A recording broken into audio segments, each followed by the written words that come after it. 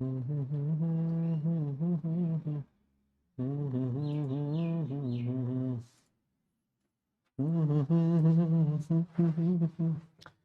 Ji, hello and welcome to all my dear students. क्या हाल चाल है भाई लोगों, कैसे हैं सब लोग।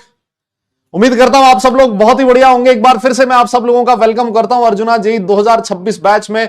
फिजिकल केमिस्ट्री का एक बहुत ही शानदार चैप्टर हम लोग पढ़ रहे हैं जिसका नाम है स्ट्रक्चर ऑफ एटम।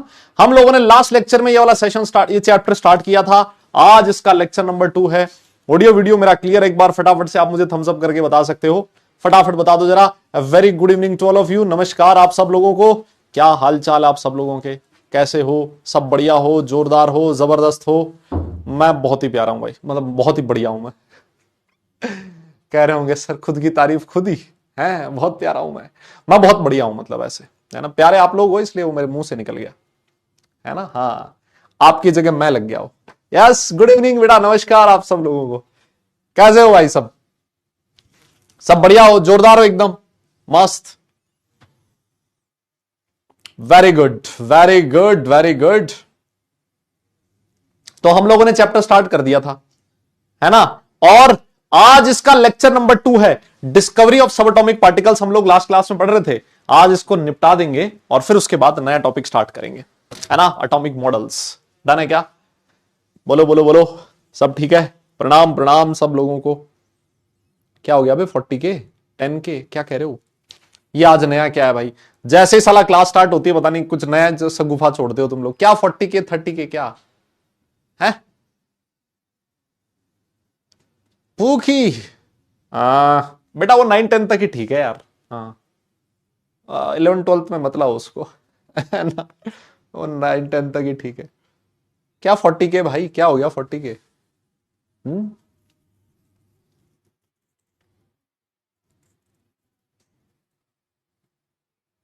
मुझे नहीं समझ आया भाई। ना ना, मुझे नहीं समझ आया। 100 के 40 के क्या चल रहा है? अच्छा सचिन से सचिन सर से पूछना है क्या? अच्छा ठीक है, चलो फिर पूछेंगे, सचिन सर से पूछेंगे, है ना। समझ गया मैं। हाँ, किसके इर्द गिर्द बात चल रही होगी मुझे थोड़ा थोड़ा आइडिया लग रहा है। उन्हीं से पूछेंगे फिर। यस, चलो आ जाओ। ना ना, मुझे नहीं समझ आया भाई, मुझे नहीं समझ में आया बस। मेरी कसम, मतलब मुझे नहीं समझ में आया। कह रहा समझ रहे हो आप, लेकिन बता नहीं, मुझे नहीं समझ में आया। चलो आ जाओ फिर, हम लोग पढ़ते हैं ना, हम लोग पढ़ते हैं, अभी स्टार्ट करते हैं अपना टॉपिक, है ना। आओ सर, आज क्या क्या पढ़ाओगे? मैंने कहा भाई देख, सबसे पहले तो मैं डिस्कवरी ऑफ इलेक्ट्रॉन पढ़ाऊंगा, फिर उसके बाद डिस्कवरी ऑफ प्रोटॉन पढ़ाऊंगा, फिर डिस्कवरी ऑफ न्यूट्रॉन पढ़ाऊंगा। डिस्कवरी ऑफ इलेक्ट्रॉन बस मुझे खत्म करना है आज, है ना। और फिर उसके बाद मैं आपको एटॉमिक मॉडल्स पढ़ाऊंगा। ये आज का अपना टॉपिक है। एटॉमिक मॉडल्स में कोई एक आधा ही हम लोग पढ़ पाएंगे ना, सारे हम लोग नहीं पढ़ पाएंगे। आ जाइए, हम लोग एक क्वेश्चन दिया था भाई आपको होमवर्क में। क्या तुम्हें टाइम मिला क्या क्वेश्चन करने का? बताओ इसका आंसर क्या है, जल्दी से बता दो। यहां पर लिखा है बी एंड डी ओनली, है ना। यहां क्या लिखा है? B D only. हाँ, ये वाला क्वेश्चन करने का टाइम मिला क्या? ओ भाई लोगों, सबका ध्यान स्क्रीन पर, इधर उधर मुंह नहीं पड़ेगा कोई अब। सब लोग स्क्रीन पे देखो, इधर मुन्ना इधर देख, दादा इधर देख। Yes yes. हो गया था ना, सब लोगों ने कर लिया था? पक्का? पक्का? ठीक है सर। आपसे इनकरेक्ट पोस्टुलेट पूछा था डाल्टन एटॉमिक थ्योरी का, atoms of different element different mass. बिल्कुल सही बात है, इसमें तो कोई दिक्कत ही नहीं है, डाल्टन ने यही बोला था। Matter consist of indivisible atoms, है ना। नहीं नहीं, यहां लिखा है डिविजिबल एटम, नहीं। डाल्टन ने बोला था matter consist of indivisible atom, तो बी गलत है सर। Compounds are found when atoms of different element combine fix ratio, sir ये वाला स्टेटमेंट सही है। All the atoms of given element have different properties, नहीं। और उसका कहना था सेम प्रॉपर्टीज होती है, ये भी गलत है सर, है ना। Chemical reactions involve reorganisation of atom, ये बिल्कुल सही बात है। तो सर यहां बी और डी ऑप्शन बिल्कुल करेक्ट हो जाएगा, यही हमसे पूछा था। ठीक है, इस पे ज्यादा दिमाग नहीं लगाएंगे, तुम सब लोग होनहार बालक हो, सब बढ़िया पढ़ने लिखने वाले बच्चे हो, बताओ, है ना। इस क्वेश्चन को क्लास में डिस्कस करना और मैं कहता हूं ना, जलते सूरज को दिया दिखाना एक जैसी बात है ना। तुम इतने होनहार बालक हो, बताओ, इतने पढ़ने लिखने वाले बालक हो, किसी के तो दिल पे लग जाएगा। बोले सर ये क्वेश्चन अब हमारी क्लास में डिस्कस करोगे आप? हैं, हम इतने निकम्मे हैं क्या पढ़ने में? हैं, बताओ। तो छोड़ो बे, छोड़ो, नहीं करते। मुझे तुम्हारी काबिलियत पे 1% भी शक नहीं है ना। पूरा विश्वास है मुझे तुम्हारी काबिलियत पे, ठीक है, इसलिए मैंने उसको ज्यादा दिमाग नहीं लगाया, ज्यादा डिस्कस नहीं किया। हम लोग बात कर रहे थे डिस्कवरी ऑफ इलेक्ट्रॉन की। यस, हम लोग बात कर रहे थे डिस्कवरी ऑफ इलेक्ट्रॉन की, और हमने उसमें कैथोड रे ट्यूब एक्सपेरिमेंट हम लोगों ने किया था, है ना। कैथोड रे ट्यूब एक्सपेरिमेंट हम लोगों ने किया था। शर्म आ गई सर? इतनी तारीफ, वाह सर, ऐसा लग रहा है कुछ गड़बड़ है सर इस तारीफ में, है ना। इतनी तारीफ के लायक नहीं है सर हम, है क्यों मजाक कर रहे हो? हाँ चलो छोड़ो फिर, कोई बात नहीं, अब जितना लायक हो उतना समझ लो, है ना, उतना जम कर लेना। आओ देखो, मैं हल्का सा आपको पीछे का बैकग्राउंड वापस समझाता हूं। हम लोगों ने लास्ट क्लास में क्या क्या पढ़ा था। हमने लिखा था कि भाई इलेक्ट्रॉन जो था उसको किसने डिस्कवर किया था? जे जे थॉमसन ने डिस्कवर किया था। उसने एक एक्सपेरिमेंट किया था जिसको कैथोड रे ट्यूब एक्सपेरिमेंट बोला जाता है। इस एक्सपेरिमेंट में एक ट्यूब, ग्लास की ट्यूब ली जाती है ना। इस ग्लास की ट्यूब में दो इलेक्ट्रोड्स लगे होते हैं, कैथोड और एनोड, ठीक है। और इसमें हम लोगों ने बहुत लो प्रेशर अप्लाई कर दिया और बहुत हाई वोल्टेज हमने अप्लाई किया था। इधर हम लोगों ने जिंक सल्फाइड की कोटिंग कर रखी थी, किसके पीछे बेटा? हमने जिंक सल्फाइड की कोटिंग कर रखी थी एनोड के पीछे। किसके पीछे? एनोड के पीछे हमने जिंक सल्फाइड की कोटिंग कर रखी थी। और जैसे ही ये सारा सब कुछ अरेंजमेंट किया तो हम लोगों ने देखा कि ये जो जिंक सल्फाइड की कोटिंग है इसके ऊपर ग्रीन कलर का ग्लो दिखाई दिया। थॉमसन ने दिमाग लगाया, सोचो क्या लगाया? दिमाग लगाया। उसने क्या दिमाग लगाया? उसने ये कहा कि इसका मतलब ये जो एनोड है वो पॉजिटिवली चार्ज्ड इलेक्ट्रोड है। अगर यहां पर कोई पार्टिकल आके हिट करेगा तभी यहां पर स्पार्किंग हो सकती है। एक चार्ज पार्टिकल जब जिंक सल्फाइड या फिर एक फ्लोरोसेंट मटेरियल को जाके हिट करता है तो वहां पर स्पार्किंग दिखाई देती है, ग्लो दिखाई देती है, ठीक है। और वही हुआ कि यहां अगर पॉजिटिव इलेक्ट्रोड की तरफ कोई पार्टिकल गया, इसका मतलब उस इलेक्ट्रोड पे चार्ज कैसा रहा होगा? नेगेटिव चार्ज रहा होगा सर। तो एक नेगेटिवली चार्ज पार्टिकल इधर से इधर गया। ऐसे नेगेटिवली चार्ज पार्टिकल की स्ट्रीम्स को नाम दिया गया कैथोड रेज, बिकॉज वो कैथोड से एनोड की तरफ जा रही थी। और एट द सेम टाइम ये जो नेगेटिवली चार्ज पार्टिकल था इसको बोला गया था इलेक्ट्रॉन। यस, इसको क्या बोला गया था? इलेक्ट्रॉन बोला गया था। बोलिए, ये हम लोगों ने लास्ट क्लास में पढ़ लिया था क्या? दादा बोलना पड़ेगा, मुन्ना अरे बोलो ना, यहां तक हमने लास्ट क्लास में पढ़ा था, कोई दिक्कत नहीं है ना? ठीक है सर। तो इसमें एक चीज और क्वेश्चन पूछा जाता था कि सर हमने हाई वोल्टेज क्यों अप्लाई किया है? हाई वोल्टेज अप्लाई किया है क्योंकि इसके अंदर जो गैस भरी है, इसके अंदर जो एयर भरी है सर, उसका ionisation low pressure low voltage पे नहीं होता सर, उसके लिए हाई वोल्टेज की जरूरत पड़ती है सर। किसकी जरूरत पड़ती है? हाई वोल्टेज की जरूरत पड़ती है सर, ठीक है। समझ गए मेरी बात? बहुत बढ़िया सर, वेरी गुड। तो अब मैं कुछ डाउट देख रहा था, है ना, एक मैं डाउट देख रहा था, सुनो, मैं एक डाउट देख रहा था। एक बच्चे ने मेरे से क्वेश्चन पूछा था कि सर आप एक बात बताओ, इसके अंदर आपने गैस तो हाइड्रोजन फिल कर रखी थी, H2 गैस फिल कर रखी थी आपने, लेकिन जब आपने आयनाइजेशन दिखाया था तो आपने कहा था कि हाइड्रोजन का जो एटम है वो H++ इलेक्ट्रॉन में आयनाइज हो रहा है, याद है आपको? बोले सर यहां तो हाइड्रोजन गैस थी और ये हाइड्रोजन कहां से आ गया, अकेला एटम कहां से आ गया? तो देखो एक्चुअली इसके पीछे की कहानी है थोड़ी सी, है ना। अल्टीमेटली आपको ध्यान ये रखना था, होता क्या है एक्चुअली मैं आपको बताऊं। देखो जो हाइड्रोजन है, पहले मॉलिक्यूल H2, पहले वो एक इलेक्ट्रॉन लूज करता है H2+, और सर ये जो H2+ है ये फर्दर एक इलेक्ट्रॉन लूज करेगा, ये बनाता है 2H+, है ना। इन दोनों रिएक्शन को ऐड कर दोगे तो ये बन जाता है H2 से 2H+, है ना। दो हाइड्रोजन के एटम से 2H+, तो मैंने एक हाइड्रोजन एटम से H+ लिख दिया था। समझने वाली बात यह है, आपको ध्यान ये रखना था कि गैस हाइड्रोजन ही है, वो जो इलेक्ट्रॉन निकल रहा था वो हाइड्रोजन का आयनाइजेशन हुआ, वहां से इलेक्ट्रॉन निकल रहा था, है ना। तो मेरे हिसाब से ये जो डाउट था, जो कंफ्यूजन था बच्चे का कि साहब गैस हाइड्रोजन थी H2 और आपने वहां लिख दिया था एटम, ये आया कहां से, है ना, ये आया कहां से? तो ये ऐसे समझा दिया, पहले मॉलिक्यूल ही आयनाइज होता है, पहले मॉलिक्यूल में से इलेक्ट्रॉन निकलता है H2+, फर्दर इलेक्ट्रॉन देता है 2H+ बनाता है। अगर हम दोनों रिएक्शन को ऐड करोगे तो H2+ से H2+ उड़ जाएगा, क्या बचेगा? H2 gives 2H++ 2 इलेक्ट्रॉन, है ना। ये क्या है? आयनाइजेशन का ही एग्जांपल है, ठीक है। मेरी बात समझ में आ गई क्या? यस, अरे बोलो, मेरी बात समझ में आ गई क्या, है ना। एक तो ये क्वेश्चन था। फिर उसके बाद एक क्वेश्चन और भी था, है ना। एक बच्चे ने एक और क्वेश्चन पूछा, वो भी बढ़िया क्वेश्चन था। बोले सर एक बात और बताओ, आपने कहा था इसके अंदर आपने इतना हाई टेम्परेचर फिल कर रखा है, आपने इतना हाई वोल्टेज, सॉरी टेम्परेचर नहीं, हाई वोल्टेज 10,000 से 20,000 वोल्ट, इतना हाई वोल्टेज आपने अप्लाई कर रखा है ना, इतना हाई वोल्टेज आपने अप्लाई कर रखा है।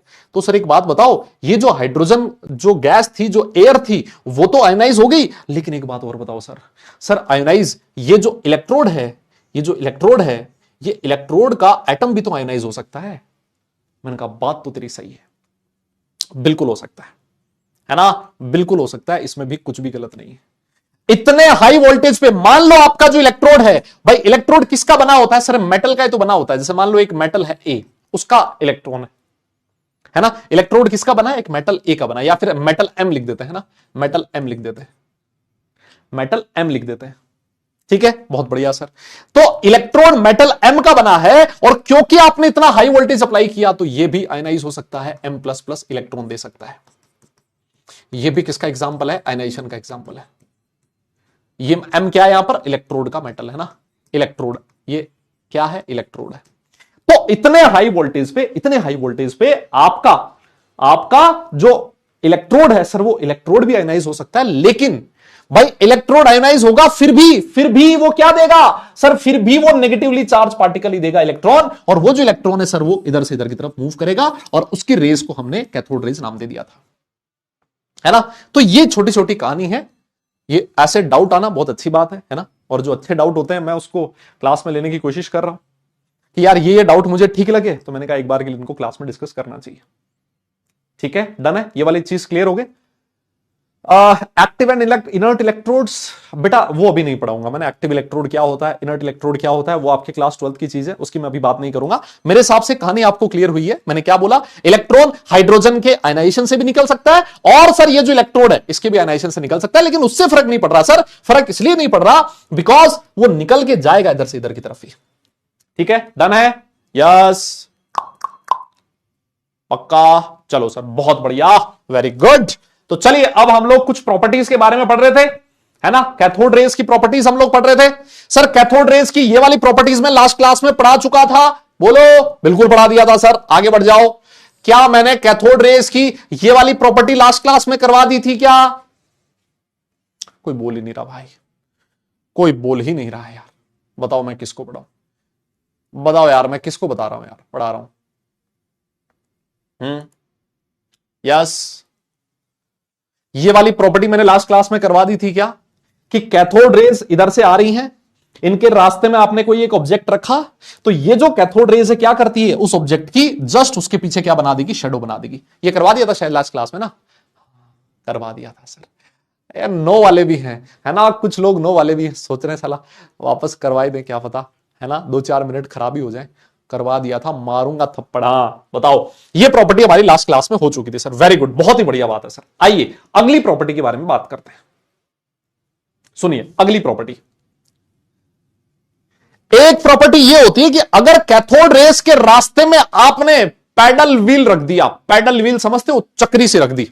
अच्छा एक बात बताओ, देखो वो तुम नहीं लेके जाते कि आजकल मेला वेला लगता है ना सर, मेले में कौन जाता है सर, पागल वागल हो गया, मेले में कौन जाता है आजकल, हम ऑनलाइन मेले में जाते हैं सर, है ना, ऑफलाइन मेले में नहीं जाते सर, है ना।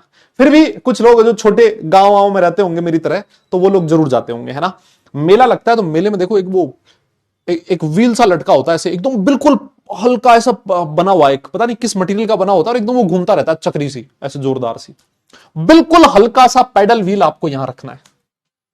या फिर एक इसको आप ऐसे भी रिलेट कर सकते हो, जब छोटे थे ना, जब हम लोग छोटे थे तो पता क्या करते थे, गांव में क्या होता था कि यार ये व्हील तो मिलता नहीं था, और हवा चलती है गर्मियों में आपको पता है जबरदस्त, तो हम लोग क्या करते थे, जो कागज नहीं होता अपने कॉपी का कागज का, वो फाड़ के और उसको ऐसे ऐसे ना ऐसे व्हील की तरह बना लेते थे उसको, ऐसे, है ना, ऐसे व्हील की तरह उसको चक्रा सा बना लेते थे उसका। यस, यहां पर लगाते थे क्या, वो नहीं होती अपने कांटा नहीं होता उसका, बबूल का कांटा होता है इतना लंबा सा, है ना, यहां लगाते थे एकदम कांटा, यहां डाल के, और पीछे वो लकड़ी सी नहीं होती, उस लकड़ी के अंदर उस कील का दूसरा एंड घुसा देते थे, और फिर उसको लेके दौड़ते थे ऐसे, वो घूमता जोर से, और जितना जोर से दौड़ोगे उतना जोर से घूमेगा। कंपटीशन होता था, बोले मेरा वाला ज्यादा तेज घूम रहा है, वो कहता नहीं मेरा वाला ज्यादा तेज घूम रहा है ना। तो इस तरह के गेम हुआ करते थे आज से काफी साल पहले।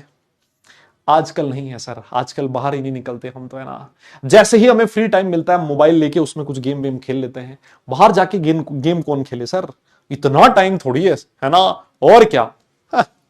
तो ऐसा ही आपको बिल्कुल हल्का सा पैडल व्हील लेना है, जो इसके रास्ते में रखना है ना।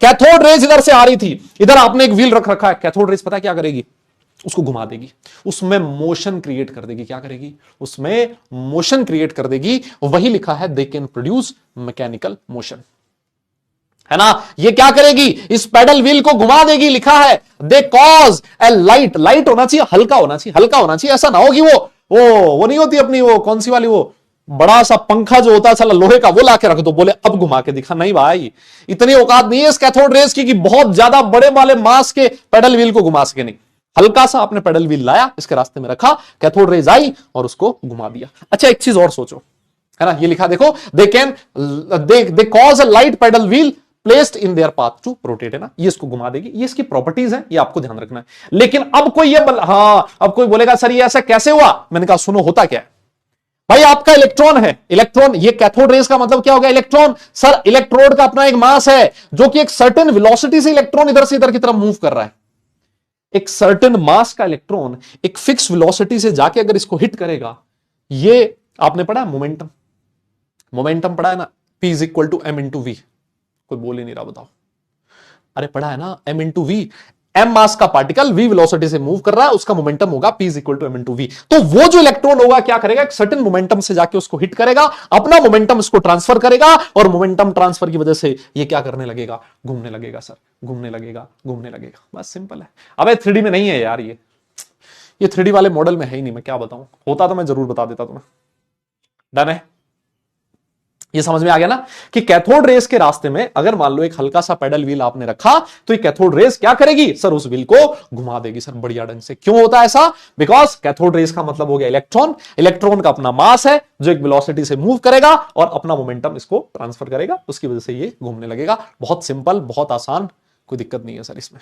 बोलिए, हो गया? तो अगर नोट हो जाए तो डन लिखिएगा, हम लोग अगली प्रॉपर्टी के बारे में बात करेंगे, है ना। नेक्स्ट प्रॉपर्टी हम लोग पढ़ेंगे। डन हो जाए तो लिखना जरा। हाँ, या फिर ऐसे बोल दो, अपनी काइनेटिक एनर्जी कुछ उसको ट्रांसफर कर रहा है, एक ही बात है। आपकी श्रद्धा है, जो आप लोग कहना चाहो कह दो। हाँ जी, फटाफट लिखो जरा।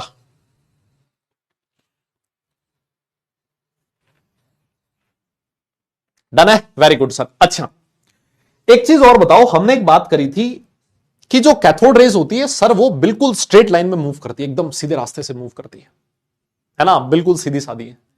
लेकिन ऐसा कब होता है? जब आप उसके रास्ते में कोई इलेक्ट्रिक या फिर मैग्नेटिक फील्ड ना लगाओ, है ना। कैथोड रेज थी, बिल्कुल अपने रास्ते सीधी सीधी चली जाएंगी, है ना। ये वही बात हो गई, जैसे मान लो आपका स्कूल है, स्कूल से घर जाना है ना, अगर रास्ते में कुछ और नहीं है तो आप सीधा स्कूल से घर और घर से स्कूल जाओगे।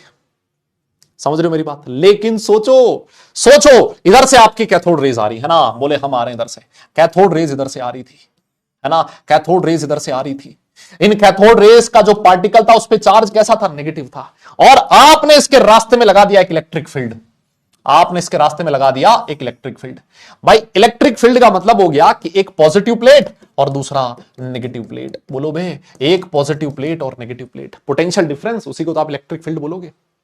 तो सर इन कैथोड रेस के रास्ते में आपने इलेक्ट्रिक फील्ड अप्लाई कर दिया, तो अब मुझे एक बात बताओ, क्या ये कैथोड रेज अपना रास्ता बदल लेगी कि नहीं बदलेंगी? नहीं, तुम खुद बताओ। सर ये कैथोड रेज ना चाहते हुए भी, इनका मन नहीं है, इनको पता है मुझे क्लास में जाना है, मेरी क्लास में जाना है, मुझे स्कूल जाना है, लेकिन नहीं, ना चाहते हुए भी ये जो कैथोड रेज हैं ये इस पॉजिटिव प्लेट की तरफ मुड़ जाएंगी, इसकी तरफ आकर्षित हो जाएंगी, इसकी तरफ अट्रैक्ट हो जाएंगी, तो ये अपने रास्ते से डेविएट हो जाती है। बोलिए, मेरी बात समझ गए क्या? और ये जो डेविएशन होता है, इसका जो रास्ता होता है, इसका जो पाथ होता है, वो पैराबोलिक होता है ना। इसकी इक्वेशन भी होती है, लेकिन वो इक्वेशन यहां पर कम से कम केमिस्ट्री में तो हमारे सिलेबस का पार्ट नहीं है कि कैसे आप पैराबोलिक इक्वेशन बनाओगे उसकी। कभी तुमने अगर क्लास 12th में फिजिक्स में पढ़ा और सर ने बताया तो अच्छी बात है, नहीं तो केमिस्ट्री में उसकी कोई जरूरत नहीं है। मैं आपको सीधा ये कहना चाहता हूं कि अगर मान लो आपने कैथोड रेस के रास्ते में, कैथोड रेस के रास्ते में, है ना, रिलेटेबल है ना, लग रहा है ना रिलेटेबल। हाँ सर, क्या करें हम ना चाहते हुए भी अपना रास्ता बदल लेते हैं। हमारी स्कूल यहां है, डायरेक्ट नहीं जाते सर हम अपने रास्ते से डेविएट हो जाते हैं। लफड़ा है भाई, यही तो दिक्कत है सर, हम उसकी गली से निकल जाते हैं सर, है ना, उसकी गली से जाते हैं सर, इस तरह से मुड़ के। मैं मारूंगा थप्पड़, सीधे आया जाया करो भाई, पढ़ाई लिखाई कर लिया करो। हाँ, तो वापस सुन लो, क्या था? कैथोड रेस कौन सी प्लेट की तरफ अट्रैक्ट हो रही थी? पॉजिटिव प्लेट की तरफ, है ना। इन्होंने अपना रास्ता बदल लिया, पॉजिटिव प्लेट की तरफ अट्रैक्ट हो गई। इसका ये जो पाथ होगा ये पैराबोलिक होगा, और क्योंकि क्योंकि ये पॉजिटिव प्लेट की तरफ अट्रैक्ट हुई है, तो ये एक बार फिर से प्रूव हो गया कि ये जो कैथोड रे का पार्टिकल है, इस पे चार्ज कैसा है, नेगेटिव है। इस पे चार्ज कैसा है, नेगेटिव है। मेरी बात समझ गए?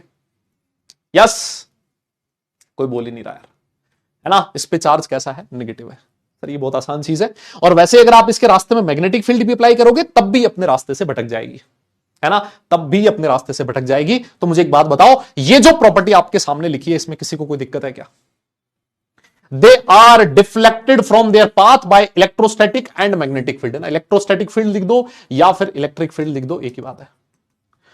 And behave in the manner of a stream of negatively charge particle. कैसे? क्योंकि सर ये पॉजिटिव प्लेट की तरफ अट्रैक्ट हो रही थी, इसका मतलब सर ये जो पार्टिकल रहे होंगे इन पे चार्ज कैसा रहा होगा, नेगेटिव रहा होगा। एक बार फिर प्रूव हो गया। समझ गए क्या? इसको लिखना है, सिर्फ इस वाली प्रॉपर्टी को लिखना है, ये वाला डायग्राम बनाने की जरूरत नहीं है ना। प्रॉपर्टी लिख दो आप लोग, है ना। इतने में तो तुम समझ ही जाओगे, इतने में तो तुम्हें एग्जांपल भी याद आ जाएगा। और साला ये कॉन्सेप्ट याद रहे ना रहे, सर एग्जांपल याद जरूर रहेगा, है ना। ये लिख लो चला, है ना। नोट हो जाए तो डन लिखना, फिर आगे चलेंगे। पैराबोला क्या होता है? अरे पैराबोलिक बेटा पाथ होता है ना। पैराबोला, पैराबोला नहीं पढ़ा क्या तुम लोगों ने भी? पैराबोला नहीं पढ़ा बेटा? जैसे एक स्ट्रेट पाथ होता है ना, स्ट्रेट लाइन। स्ट्रेट लाइन का मतलब सीधा चला गया, दैट इज स्ट्रेट लाइन, है ना। दिस इज स्ट्रेट लाइन, इसका पाथ कहता है स्ट्रेट लाइन, आप ऐसे बोलोगे। और अगर मान लो स्ट्रेट लाइन की बजाय ऐसा है तो इसको बोला जाता है पैराबोलिक, है ना। This is parabolic. मैथ्स की चीज है, केमिस्ट्री में कोई लेना देना नहीं है, लेकिन फिर भी मैंने बता दिया। कोई अगर पूछे कभी, है ना, तो इस तरह से जाएगा। इस पाथ को पैराबोलिक पाथ बोला जाता है। ठीक है, पढ़ा है तो कौन पूछ रहा है ये कि पैराबोला क्या होता है? अरे समझ जाओ, मतलब इस तरह का होता है कुछ। चलो फिर आगे चलूं, मैं आगे चलूं क्या, अगर तुम कहो तो। चले आगे चले। वेरी गुड, हाँ लिख लो। कह रहा सर साइड हो जाओ, देख रहे हो, कह रहा सर साइड हो जाओ, है ना। कह रहा साइड हो जाओ। लो भाई हो गया साइड, और तो क्या करें अब। तू कह रहा तो साइड होना ही पड़ेगा। कह रहा तो साइड होना ही पड़ेगा। ये ले हो गया भाई, ठीक है, डन है। चलो आगे चलते हैं। अब इसके बाद अगली प्रॉपर्टी और है, अगली प्रॉपर्टी और है, they can cause ionisation in gases. मुझे एक बात बताओ दादा, इसके बारे में पढ़ाने की जरूरत है क्या तुम्हें? ये वापस बताने की जरूरत है क्या? अरे भाई ये तो बताया था कल ही, हाइड्रोजन गैस को आयोनाइज कर देती है ना। आपका एक गैस का एटम है ए, ये क्या करेगी? ये जो कैथोड रेज होती है ये क्या करती है सर? इसको क्या कर देगी? आयोनाइज कर 2a, इसमें से इलेक्ट्रॉन बाहर निकाल देगी, है ना। ये क्या कर सकती है कैथोड रेज? आयनाइजेशन कर सकती है ना। Ionisation of gas, ionisation of gas, है ना। आयंस में तोड़ सकती है। आयंस में देखो प्लस और माइनस में तोड़ दिया, है ना। और माइनस में तोड़ेगा तो इलेक्ट्रॉन बाहर निकलेगा। लास्ट क्लास में बता चुका हूं, कह रहा फिर बता दो। हाँ बेटा, तूने पैसा एक बार ही दिया है ना, ईमानदारी से बता। तूने ऐसा थोड़ी ना कि 10,000 पे किया है, मतलब एक बार ही पे किया ना। जैसे मान ले 5,000 इसकी फीस है तो एक बार ही पे करी। सर पे तो एक बार किया, लेकिन वसूल पूर्व लूंगा मैं, है ना। वसूलूंगा मैं बहुत बार सर, है ना। ये बेटा लास्ट क्लास में हम लोगों ने पढ़ा था हाइड्रोजन का जो अरे बताया तो था ना लास्ट क्लास में। जैसे मान लो ये हाइड्रोजन का एटम है, कुछ इस तरीके से समझो, है ना। ये वाला हाइड्रोजन का इलेक्ट्रॉन था, यस। और इधर से कैथोड रे का इलेक्ट्रॉन आया भयंकर वेलोसिटी से, और इस इलेक्ट्रॉन को यहां से बाहर निकाल दिया, बाहर निकल गया, है ना। That is ionisation of gas, है ना। ये हो गया सर आयनाइजेशन ऑफ गैस। बहुत बढ़िया, वेरी गुड सर, बहुत बढ़िया बहुत बढ़िया। अच्छा, कोई कह रहा मैंने 20,000 दिए। अच्छा इन्फिनिटी वाले हो क्या? सॉरी, हाँ कोई बात नहीं। अब एक प्रॉपर्टी ऐसी है भाई, बाकी कोई प्रॉपर्टी याद रहे ना रहे, ये वाली प्रॉपर्टी याद रख लेना, क्योंकि क्वेश्चन आएगा तो इसी पे आएगा। ये वाली प्रॉपर्टी सबसे इंपॉर्टेंट है ना। ये वाली प्रॉपर्टी सबसे इंपॉर्टेंट है, इसको ध्यान रखें। यहां पर एक टर्म यूज हुई है जिसको बोला जाता है स्पेसिफिक चार्ज। क्या बोला जाता है? Specific charge. मुझे एक बात बताइए, स्पेसिफिक चार्ज क्या होता है ना। स्पेसिफिक चार्ज मैं बताऊं क्या होता है? स्पेसिफिक चार्ज होता है बेटा, चार्ज और मास के रेशियो को स्पेसिफिक चार्ज बोला जाता है ना। चार्ज और मास के रेशियो को क्या बोला जाता है? स्पेसिफिक चार्ज बोला जाता है। मेरा आपसे क्वेश्चन है, मुझे एक बात बताइए, क्या ये जो नेगेटिवली चार्ज पार्टिकल है, ये इस नेगेटिवली चार्ज पार्टिकल का चार्ज और क्या इस नेगेटिवली चार्ज पार्टिकल का मास इस चीज पे डिपेंड करेगा कि आपने उसके अंदर कौन सी गैस फिल कर रखी है? उस डिस्चार्ज ट्यूब के अंदर आपने कौन सी गैस फिल कर रखी है? क्या इस चीज पे डिपेंड करना चाहिए क्या चार्ज या फिर मास उस इलेक्ट्रॉन का? क्या लगता है तुम्हें? हाँ, इसी को ई बाई एम बोलते थे ना, चार्ज अपॉन मास रेशियो मतलब ई बाई एम, ये तो बताया था लास्ट क्लास में, e by m, charge upon mass ratio. मेरा क्वेश्चन है आपसे, यस दादा बोलना पड़ेगा आपको, आपको बताना पड़ेगा, क्या इलेक्ट्रॉन का मास और इलेक्ट्रॉन का चार्ज उस चीज पे डिपेंड करेगा कि गैस कौन सी है? अरे मुन्ना, अगर मान ले हाइड्रोजन गैस थी तो इसके आयनाइजेशन से H++ इलेक्ट्रॉन बाहर निकला, ऑक्सीजन गैस होती तब भी एक इलेक्ट्रॉन बाहर निकलता, कोई बोल ही नहीं रहा, और अगर मान लो उसमें नाइट्रोजन गैस होती तब भी इलेक्ट्रॉन निकलता। अरे भैया, इलेक्ट्रॉन तो इलेक्ट्रॉन है, इलेक्ट्रॉन का चार्ज हमेशा वही रहेगा, इलेक्ट्रॉन का मास हमेशा वही रहेगा। ऐसा नहीं होगा कि हाइड्रोजन वाले इलेक्ट्रॉन का चार्ज कुछ और है और ऑक्सीजन वाले इलेक्ट्रॉन का चार्ज कुछ और, ऐसा होता है क्या? नहीं सर, ये वाला इलेक्ट्रॉन, ये वाला इलेक्ट्रॉन, ये वाला इलेक्ट्रॉन, इन तीनों इलेक्ट्रॉन का मास सेम रहेगा, इन तीनों इलेक्ट्रॉन का चार्ज सेम रहेगा। इस वजह से ऐसा बोला जाता है कि जो कैथोड रेस की प्रॉपर्टीज होती है, जो इलेक्ट्रॉन्स की प्रॉपर्टीज होती है, वो इस चीज पे डिपेंड नहीं करती कि आपने कैथोड रे के अंदर कौन सी गैस फिल कर रखी है, या फिर इस चीज पे भी डिपेंड नहीं करती कि आपने इलेक्ट्रोड कौन सा ले रखा है। अरे भाई, इलेक्ट्रॉन कोई सा भी ले लो, अगर उसने इलेक्ट्रॉन दिया तो इलेक्ट्रॉन का चार्ज और इलेक्ट्रॉन का मास सेम रहेगा सर, उसका गैस की नेचर से और इलेक्ट्रोड के नेचर से कोई मतलब नहीं है, कोई मतलब नहीं है। इलेक्ट्रॉन तो इलेक्ट्रॉन है यार, क्या फर्क पड़ेगा? यही तीनों के इलेक्ट्रॉन जो है उनका मास और चार्ज हमेशा सेम रहेगा। क्या मेरी बात समझ में आ गई क्या? अभी लिखवाऊंगा मास कितना होता है और चार्ज कितना होता है, यही चीज यहां पर लिखी है, देखो, दी प्रॉपर्टीज या फिर specific charge of cathode rays are independent, है ना, इंडिपेंडेंट है, ये चीज बहुत इंपॉर्टेंट है, independent of the nature of gas and electrodes placed in the discharge tube. दादा एक बार के लिए मतलब बेटा थम्स अप करके बताना पड़ेगा यार, आपको थम्स अप करके बताना पड़ेगा, क्या यहां तक ठीक है? क्या मामला समझ में आया है क्या? और अगर नोट कर लिया है तो डन लिखिए, प्रॉपर्टीज खत्म हो चुकी है। फटाफट ये काम कर दो जरा, यस फटाफट ये काम कर दो जरा, जल्दी कर दो। देखें डन है, कोई बोल ही नहीं रहा यार।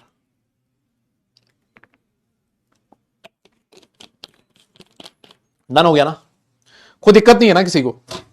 ये सबसे इंपॉर्टेंट प्रॉपर्टी है ना। गैस कोई सी भी हो, सारी गैसेस का जो इलेक्ट्रॉन होगा उसका चार्ज और मास बिल्कुल सेम रहेगा सर, कोई प्रॉब्लम नहीं है ना। डन है, आगे चल सकता हूं मैं अगर तुम कहो तो। वेरी गुड, वेरी गुड बेटा, बहुत ही बढ़िया। अब आइए, मैं छोटी छोटी चीजें हैं कुछ जो मैं आपको बताना चाहता हूं, है ना। और उन छोटी छोटी चीजों में सबसे पहली चीज है चार्ज ऑफ इलेक्ट्रॉन कितना होता है ना। चार्ज ऑफ इलेक्ट्रॉन, इलेक्ट्रॉन का चार्ज कितना होता है मेरे हिसाब से सारी दुनिया जानती है, -1.6 इंटू 10⁻⁻19 कूलम, इतना इलेक्ट्रॉन का चार्ज होता है ना। दिस इज एब्सोल्यूट चार्ज, ये फिक्स चार्ज है। और अगर मैं आपसे पूछूं कि इलेक्ट्रॉन का मास कितना होता है, तो साहब इलेक्ट्रॉन का मास होता है 9.1 into 10⁻31 kg। This is the mass of electron and this is the charge of electron, है ना। बताओ याद रह जाएगा क्या आपको ये? अरे सर ये तो याद ही है सर, इसमें क्या याद रखना है सर, है ना। इतना भी बुद्धू ना समझो सर आप हमें, इतना तो याद है सर हमें। मैंने कहा ठीक है कोई बात नहीं, तो एक काम कर, स्पेसिफिक चार्ज बता दे फिर इलेक्ट्रॉन का। इलेक्ट्रॉन का स्पेसिफिक चार्ज कितना होता है ना। स्पेसिफिक चार्ज बोले तो E/m, है ना। चार्ज और मास का रेशियो कितना होगा? तो सर देखो, चार्ज है -1.6 इंटू 10⁻⁻19 कूलम, और यह है कितना 9.1 इंटू 10⁻31 kg। बताइए ये वैल्यू आपको कितनी मिल रही है? इसको सॉल्व करके बता दो जरा, है ना। ये कैलकुलेशन है बेटा, जल्दी बताओ। देखें, चार्ज अपॉन मास का रेशियो क्या मुझे याद रखना है क्या? नहीं, याद रखना बेटा, याद नहीं रखना, याद नहीं रखना है ना। ये किस में है? ये है कुलम में, और ये किस में है? ये है सर केजी में ना, ये है केजी में। जल्दी बताओ, इसको सॉल्व करो। हाँ, इसको सॉल्व कर दो। 1.758 आ रहा है, पक्का आ रहा है? सोच लो एक बार, पक्का सोच लो सर। ये आ रहा है 1.758 इंटू 10⁻11 कुलम पर केजी। ये होता है सर स्पेसिफिक चार्ज E/m। और अगर मान लो ये तो नेगेटिव में आ रहा है ना, देखो नेगेटिव है, मैं अगर इसका मोड ले लूं तो ये नेगेटिव साइन हट जाएगा। बोलो सर इस वैल्यू को क्या हमें याद रखना है क्या? मैंने कहा नहीं भाई, पागल हो गया क्या, याद क्यों रखेगा? तुझे इलेक्ट्रॉन का चार्ज पता है ना, तुझे इलेक्ट्रॉन का मास पता है, तो उसका स्पेसिफिक चार्ज उसी समय निकाल सकता है ना, हैंड टू हैंड तो निकाल सकता है, तुझे अलग से याद रखने की जरूरत नहीं है। बोलो डन है? Very good sir. तो सर ये जो चार्ज है, ये जो मास है, सॉरी ये मास है इलेक्ट्रॉन का, एब्सोल्यूट मास है ना, 9.1 into 10 to the power minus 31 KG. अब मेरा क्वेश्चन आपसे ये है, अगर मान लो कभी आपसे कोई पूछ ले कि इलेक्ट्रॉन का मास बताइए एएमयू में, मास ऑफ इलेक्ट्रॉन इन एएमयू कितना होगा? मास of electron in AMU, AMU बोल दो या फिर यू बोल दो, एक ही बात है। अरे भाई साहब ये तो पढ़ के आए सर, सर ये तो नाम सुना सुना लग रहा है सर। अबे सुना सुना लग रहा है कि सुना सुना? कोई बोल ही नहीं रहा। ये एएमयू मतलब सुना सुना लग रहा है ना बेटा जी। 1U या फिर 1 एएमयू, फटाफट से बताओ, फटाफट से बताओ कितना केजी हुआ करता था, जल्दी बोलो भाई, कितना केजी हुआ था? याद है क्या? कुछ याद आ रहा है क्या? कितना केजी हुआ करता था? अरे कुछ याद आ रहा है? बोले सर ये 1 एएमयू आपने लिखवा रखा है 1.66 into 10 to the power minus 27 KG. अब कोई ये ना बोल दे कि नहीं सर ये कहां से आ गया। हाँ थप्पड़ मारो, कह रहा 1 एएमयू या फिर 1U इज इक्वल टू कितना किलोग्राम होता था? रिलेशन याद है? 1U is equal to 1.66 into 10 to the power minus 27 KG. हाँ बताओ भाई साहब, बताओ, ये भी नहीं याद है यार। गजब गजब हो गए हो भाई तुम, गजब हो गए हो। मैं कह रहा हूं सर फोड़ दूंगा मैं, अगर ये याद नहीं है तो तुम्हें। हाँ और ग्राम में लिखना है तो 10 टू द पावर माइनस 24 ग्राम हो जाएगा, है ना। तो आप बोलोगे सर अगर 1.66 into 10 to the power minus 27 KG होता तो सर मास होता 1 एएमयू। लेकिन सर हमारे इलेक्ट्रॉन का मास कितना है? 9.1 into 10 to the power minus 31 KG. तो सर ये वैल्यू कितनी मिल जाएगी? देखिए 1.66 इंटू, सॉरी ये मिल जाएगा sir 1 upon 1.66 into 10 to the power minus 27, और सर ये हो जाएगा 9.1 into 10 to the power minus 31 KG. इतना एएमयू आएगा सर। क्या हम इसको सॉल्व कर सकते हैं क्या? क्या आप इसको सॉल्व कर पाओगे? कर लोगे क्या? कह रहा फोड़ दो सर, देख रहे हो तुम। हाँ अबे निकम्मो, कुछ तो शर्म कर लो। कर लोगे क्या? कर लोगे? इतना एमयू सॉल्व कर पाओगे? सर कोई बात नहीं, आप ही सॉल्व कर दो हमारे लिए। ये आएगा 0.00548 एमयू। अरे सर इतना कम चार्ज? यस, जिसको लगभग जीरो कंसिडर किया जाता है,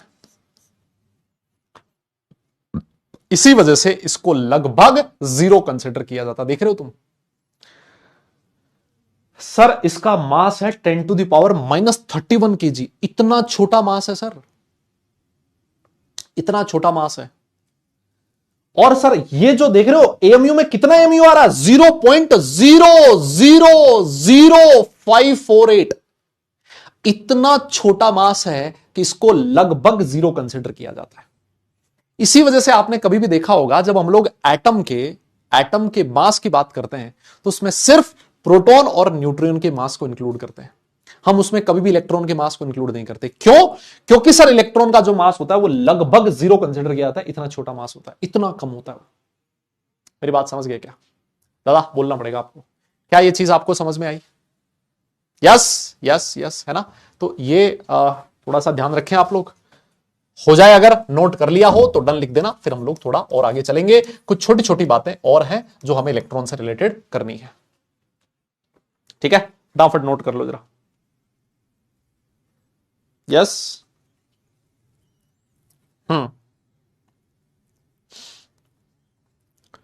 यस यस यस, है ना। ये क्वेश्चन तुम्हारे दिमाग में आना चाहिए था ना कि सर एक एटम के अंदर तो इलेक्ट्रॉन भी होता है, लेकिन जब हम लोग जब भी मास की बात करते हैं तो न्यूट्रॉन प्लस प्रोटॉन, तो सर इलेक्ट्रॉन का क्या हुआ?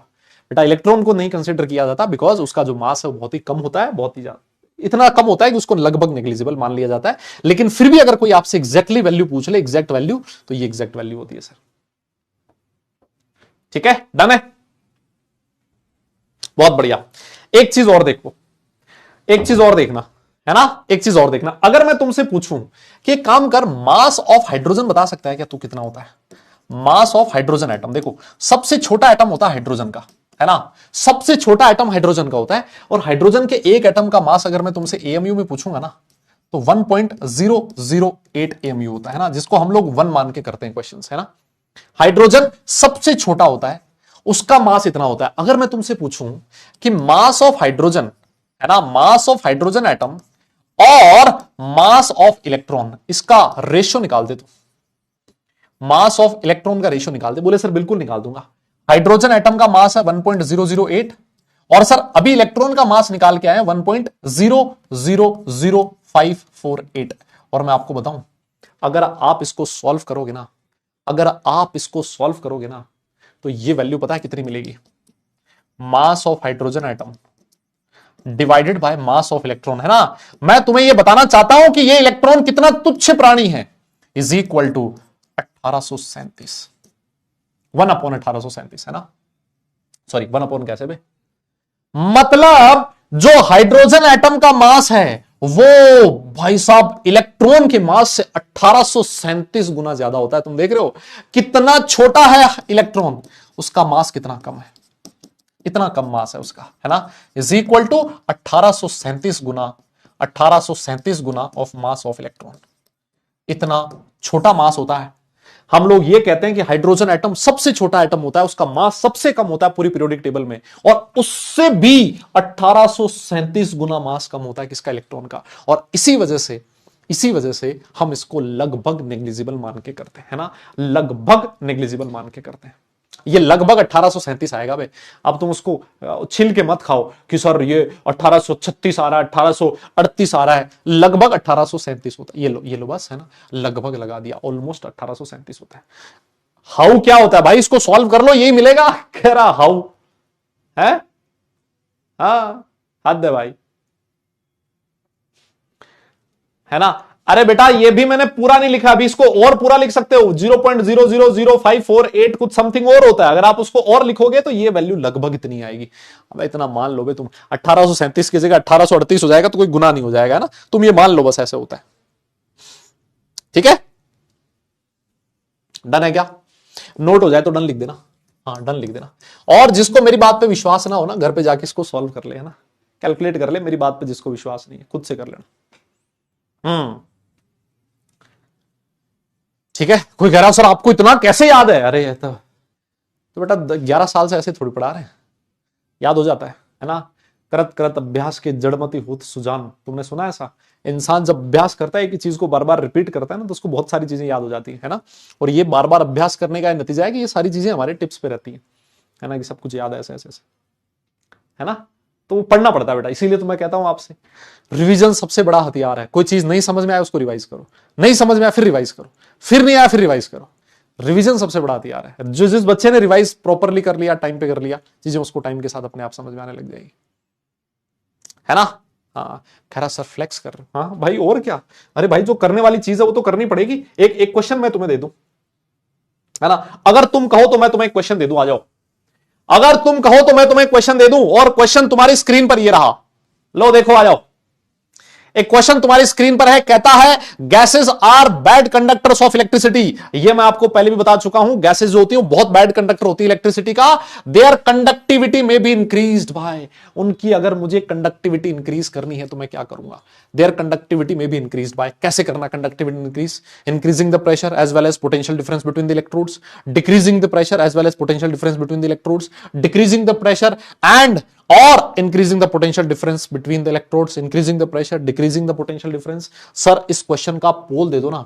सर इस क्वेश्चन को मैं ऐसे निपटाऊंगा ना, समझ नहीं आएगा इसको। सर पोल दे दो आप, तो पोल तुम्हारी स्क्रीन पर है बेटा जी, पोल तुम्हारी स्क्रीन पर है, पोल तुम्हारी स्क्रीन पर है। दवा फटाफट कैलकुलेट करो, फटाफट कैलकुलेट करो।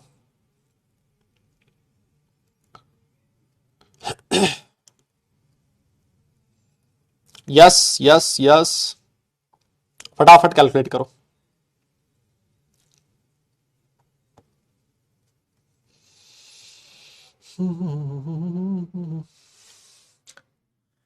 हाँ सर इसमें क्या ही कैलकुलेट करना है सर, इसमें तो सीधा सीधा ABC पे टिक करना है सर। हाँ, जो लास्ट क्लास में पढ़ के आया है, रिवाइज करके आया है, उसको लगेगा क्या फालतू सा क्वेश्चन पूछ लिया, इतना फालतू क्वेश्चन कैसे हो सकता है। लो जी, रिजल्ट देख लेते हैं, और 78% बच्चे ने सही जवाब दिया है। अबे ये ए और बी वाले कौन लोग हैं हमें? अबे तुम कहां हो, तुम्हारा ध्यान कहां है भाई? इस क्वेश्चन पे 78%, मतलब हंसी आती है मुझे। बहुत गलत बात है, ये बहुत ही गलत बात है ना। तो आओ, यश, आइंस्टाइन कुमार पासवान, रेहान, युवराज, दक्ष, जस्टिन और अभिषेक, ये हमारे टॉप 7-8 बच्चे हैं। देखो इस क्वेश्चन को हम लोग लास्ट क्लास में कर चुके थे, है ना। अगर आपको गैसेस को अच्छा कंडक्टर बनाना है ना, तो आपको पोटेंशियल डिफरेंस बहुत हाई लेना पड़ेगा ताकि गैसेस आसानी से आयनाइज हो सके, और सर प्रेशर भी कम लेना पड़ेगा। यार ये लास्ट क्लास में पढ़ाया था यार। यार तुम ऐसे क्वेश्चन कैसे गलत कर सकते हो यार? मुझे बड़ा दुख होता है भाई, मैं सही बताऊं तो, है ना। जब कोई बच्चा ऐसा क्वेश्चन गलत करता है ना, मुझे बहुत दुख होता है, मैं सही बता रहा हूं।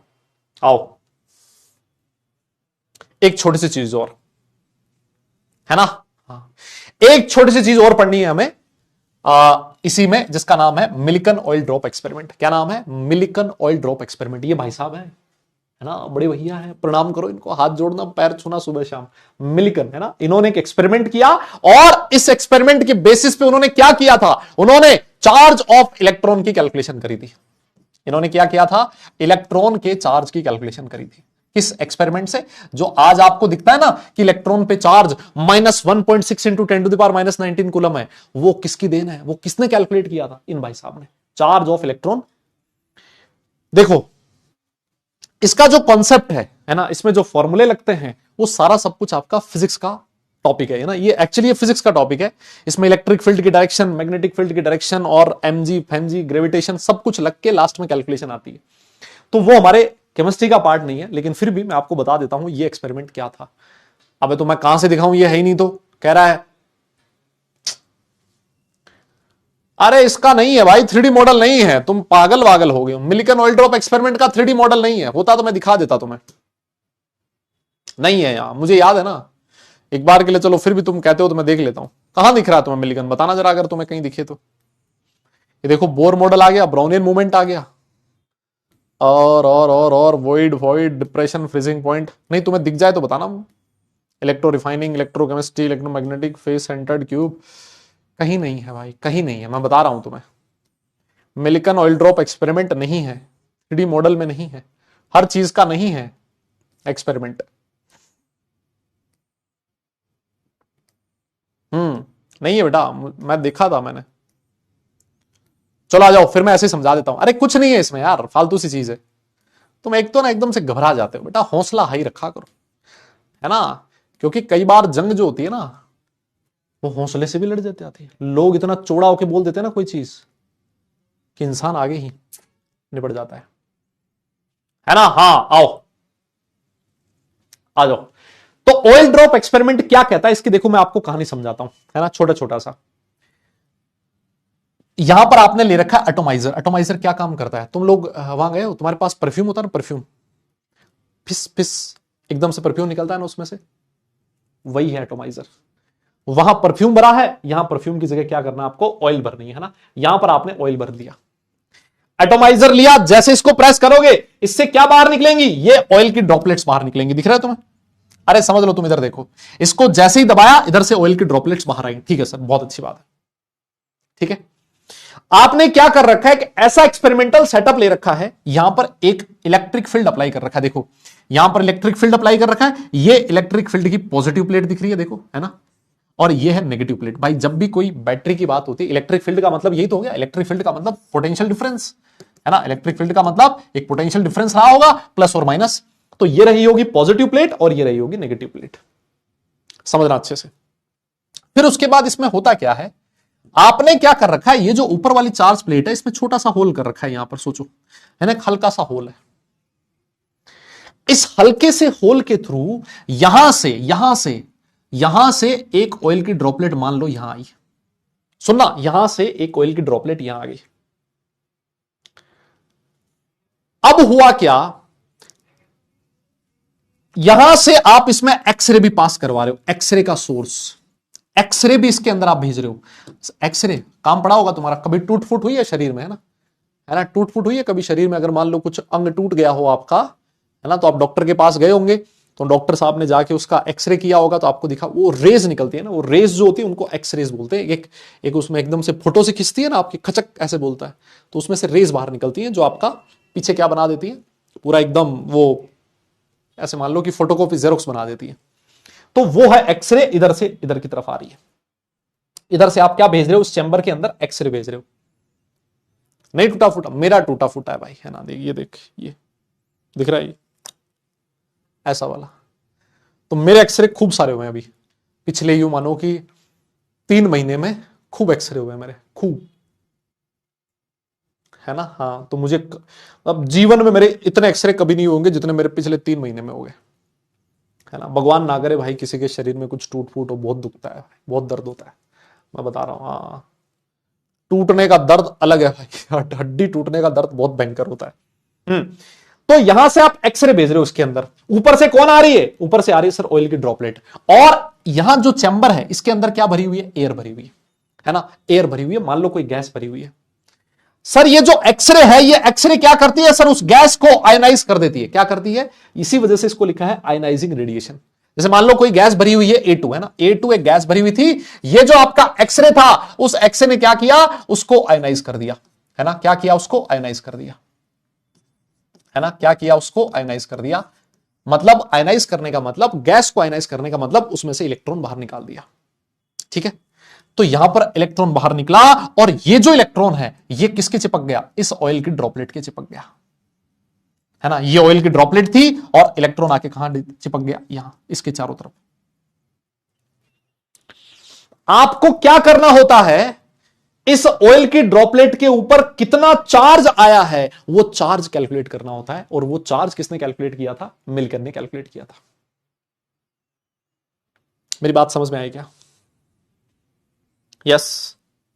ये एक्सपेरिमेंटल सेटअप आपको बस ध्यान में रखना है। वापस समझ लो क्या है, आपके पास यहां ऑयल है, इसमें से आपने स्प्रे किया तो यहां से ऑयल की छोटे छोटे ड्रॉपलेट्स आई। यहां पर इस पॉजिटिव प्लेट के, देखो ये जो प्लेट है इसके ऊपर हल्का सा छेद है आपने कर रखा है, तो यहां से ऑयल की ड्रॉपलेट अंदर आ गई, ठीक है। ऑयल की ड्रॉपलेट जैसे इस चैम्बर में आई, यहां पर आप क्या पास करवा रहे हो, एक्सरे पास करवा रहे हो। यहां पर क्या भरी हुई है, गैस। ये एक्सरे ने क्या किया, इस गैस को आयनाइज कर दिया। यस, क्या किया, आयनाइज कर दिया सर। आयनाइज करने का मतलब इलेक्ट्रॉन बाहर निकाल दिया, या ऐसे बोल दूं चार्ज पार्टिकल को बाहर निकाल दिया ना। उस समय इलेक्ट्रॉन नाम नहीं दिया गया था, इलेक्ट्रॉन नहीं जानते थे लोग। ये आप ऐसे मान लो कि एक चार्ज पार्टिकल बाहर निकला और ये जो चार्ज पार्टिकल है ये इस ऑयल की ड्रॉपलेट के ऊपर चिपक गया, इसी वजह से इसको चार्ज्ड ऑयल ड्रॉपलेट बोला गया।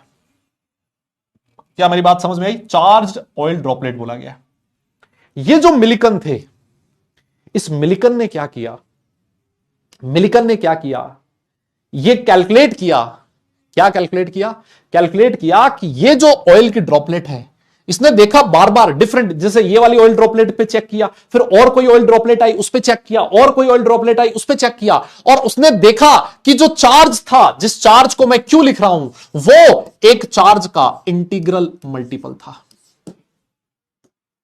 हर बार उसने देखा, हर बार उसने देखा कि जो ऑयल की ड्रॉपलेट है सर उस पे चार्ज कितना है, एक पर्टिकुलर चार्ज का एक इंटीग्रल मल्टीपल है। मतलब यहां पर एन का वैल्यू 1 2 3 4 5 6 ऐसा कुछ हो सकता है। एक प्योर इंटीजर वैल्यू हो सकती है, पॉजिटिव इंटीजर वैल्यू।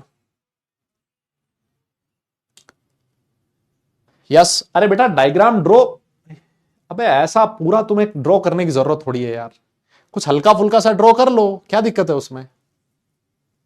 हाँ, और ये जो फॉर्मूला है मेरे हिसाब से तुमने आज तक कहीं ना कहीं और भी देखा होगा। This is the total charge, है ना, this is the total charge.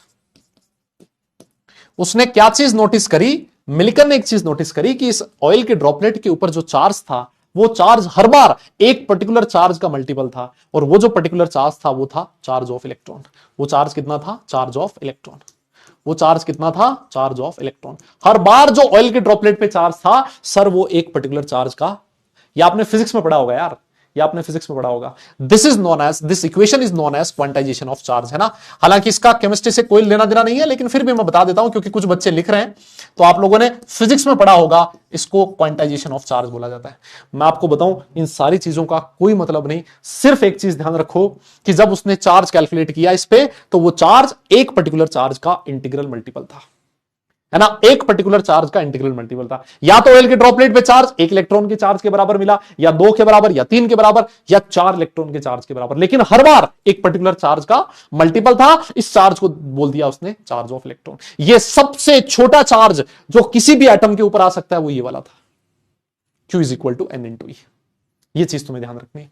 अब अगर तुम्हें ये लग रहा है कि ये वाला डायग्राम कैसे बनाना है यार, तो यार डायग्राम ऐसे बना लो ना, तुम ऐसे पूरा डायग्राम मत बनाया करो, है ना। जैसे मान लो ऐसे बना लिया तुमने, ऐसा ये कुछ जुगाड़ कर लिया, ये नेगेटिव प्लेट, ये वाली पॉजिटिव प्लेट, यस, ये वाली पॉजिटिव प्लेट, यहां से एक्सरे आ रही है ना, और यहां से ऑयल की ड्रॉपलेट आ रही है। ऐसे बना लिया करो ना समझने के लिए, भाई पूरा तुम्हें डायग्राम थोड़ी ना बनाना होता है यार। इधर से ऑयल की ड्रॉपलेट आई, यस, और यहां पर तुमने देखा, यहां पर आपकी ऑयल की ड्रॉपलेट है, इसके चारों तरफ इलेक्ट्रॉन खिसक गया और इसको नाम दे दिया चार्ज ऑयल ड्रॉपलेट, खत्म, ये डायग्राम बन गया। साला कौन सा तुम्हें ये बनाने पे कोई मेडल मिल जाएगा? कोई बोल ही नहीं रहा। मेरी बात समझ में आ गई क्या? दादा बोलना पड़ेगा यार, यस यस यस बोलना पड़ेगा बेटा।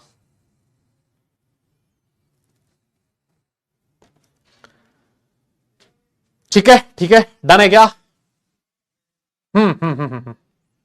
Yes yes yes yes, note कर लिया हो तो डन लिखिएगा, फिर हम लोग आगे चलेंगे, फिर हम लोग आगे चलेंगे।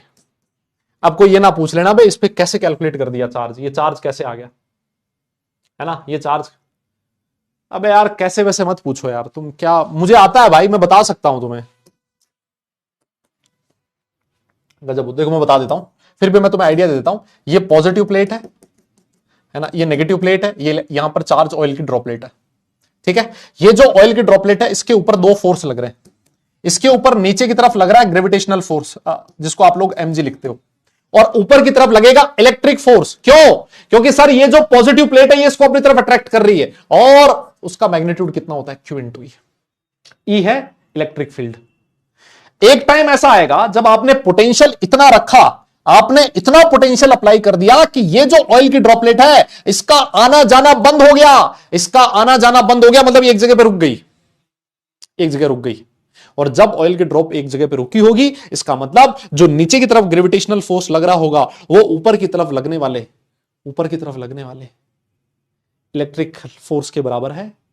इसका मतलब Q into e is equal to M into g, और यहां से आपने निकाल लिया Q का वैल्यू, जो हमेशा हर बार एक इलेक्ट्रॉन के चार्ज का मल्टीपल मिला, ऐसे निकाला जाता। हालांकि इसका कोई मतलब नहीं है, मैं आपको बताऊं, ये मेरे केमिस्ट्री में कोई रोल नहीं है इसका। मुझे क्या मतलब है इलेक्ट्रिक फील्ड क्या होता है, मुझे क्या मतलब है ग्रेविटेशनल फोर्स क्या होता है, नीचे की तरफ ऊपर वाला फोर्स बैलेंस कर रहा है, मुझे नहीं मतलब है ना। इसीलिए मैंने आपसे कहा आपको सिर्फ यह ध्यान रखना है कि इस ऑयल के ड्रॉपलेट के ऊपर जो चार्ज रहेगा वो एक पर्टिकुलर चार्ज का मल्टीपल रहेगा। This is the minimum charge जो किसी भी एटम के ऊपर आ सकता है, और इस मिनिमम चार्ज को ही आपने चार्ज ऑफ इलेक्ट्रॉन बोला है। ठीक है, तसल्ली आ गई सर, है ना। ऐसा लग रहा है जैसे पैसा वसूल हो गया हो, जैसे, है ना, हाँ ऐसा लग रहा है जैसे पैसा वसूल हो गया हो। ठीक है मास्टर, आता है तुझे, चल आगे बढ़ जा। अगर तुझे ये टॉपिक समझ में आ गया ना तो ये वाला क्वेश्चन तू घर पे करियो। अगर ये क्वेश्चन आपको समझ में आ गया ना दादा, तो ये वाला क्वेश्चन तू घर पे करना, है ना। ये तेरा होमवर्क है ना, ये तेरा होमवर्क है। तो यहां पर जाकर खत्म होता है तेरा डिस्कवरी ऑफ इलेक्ट्रॉन, और अब हम लोग बात करने वाले हैं किसकी? डिस्कवरी ऑफ प्रोटॉन की। ऐसे निपट जाएगा, ऐसे डिस्कवरी ऑफ प्रोटॉन ऐसे निपट जाएगा। अभी सुनना, ठीक है। सर ऐसा लग रहा है बहुत पढ़ लिया सर, इसमें गैस थी क्या जो आयनाइज हुई? हाँ बेटा, वो जो चैम्बर था ना, अरे ये जो चैम्बर है ना, गैस तो हमेशा रहती है ना, आप गैस को बाहर थोड़ी निकाल सकते हो यार। जैसे आपका रूम है, रूम के अंदर भी कोई तो गैस है ही ना।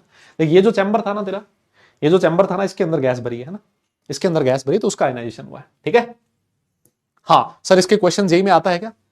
अरे बेटा लॉजिक कभी पूछ सकता है ना। But sir charge repel each other, तो ग्रेविटी कैसे वर्क कर रहा है? अच्छा रिपेल ईच अदर, तो बेटा ऊपर वाली प्लेट तो पॉजिटिव है। अबे तू कहां से पढ़ के आया बे? हाँ कहां से पढ़ के आए हो? कहां गया है? हाँ ये ऊपर वाली प्लेट तो पॉजिटिव प्लेट है, और यहां ऑयल की ड्रॉपलेट पे नेगेटिव चार्ज है, तो ऊपर अट्रैक्ट नहीं करेगा क्या? नीचे फोर्स, ऊपर की तरफ अट्रैक्शन। बताओ यार।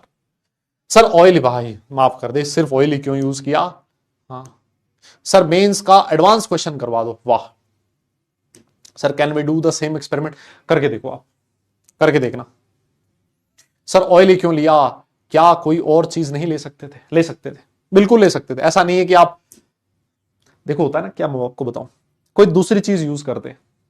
जब भी कोई एक्सपेरिमेंट किया जाता है ना, तो यह ध्यान रखा जाता है कि किस एक्सपेरिमेंट में पैसा कम खर्च हो, है ना, किसका चार्ज आसानी से हो सके, किस पे चार्ज का अब्जॉर्प्शन आसानी से हो सके, कौन सा एक्सपेरिमेंट फिजिबल है, किया जा सकता है, और कौन सा किया जाता है, उन दोनों में डिफरेंस है। जैसे मान लो ये पेन है, एक इंडस्ट्रियल प्रोसेस ऐसा है कि इस पेन को बनाने में 5,000 रुपए लगते हैं, वहीं एक और प्रोसेस है कि ये वाला पेन 1,000 रुपए में बन जाता है।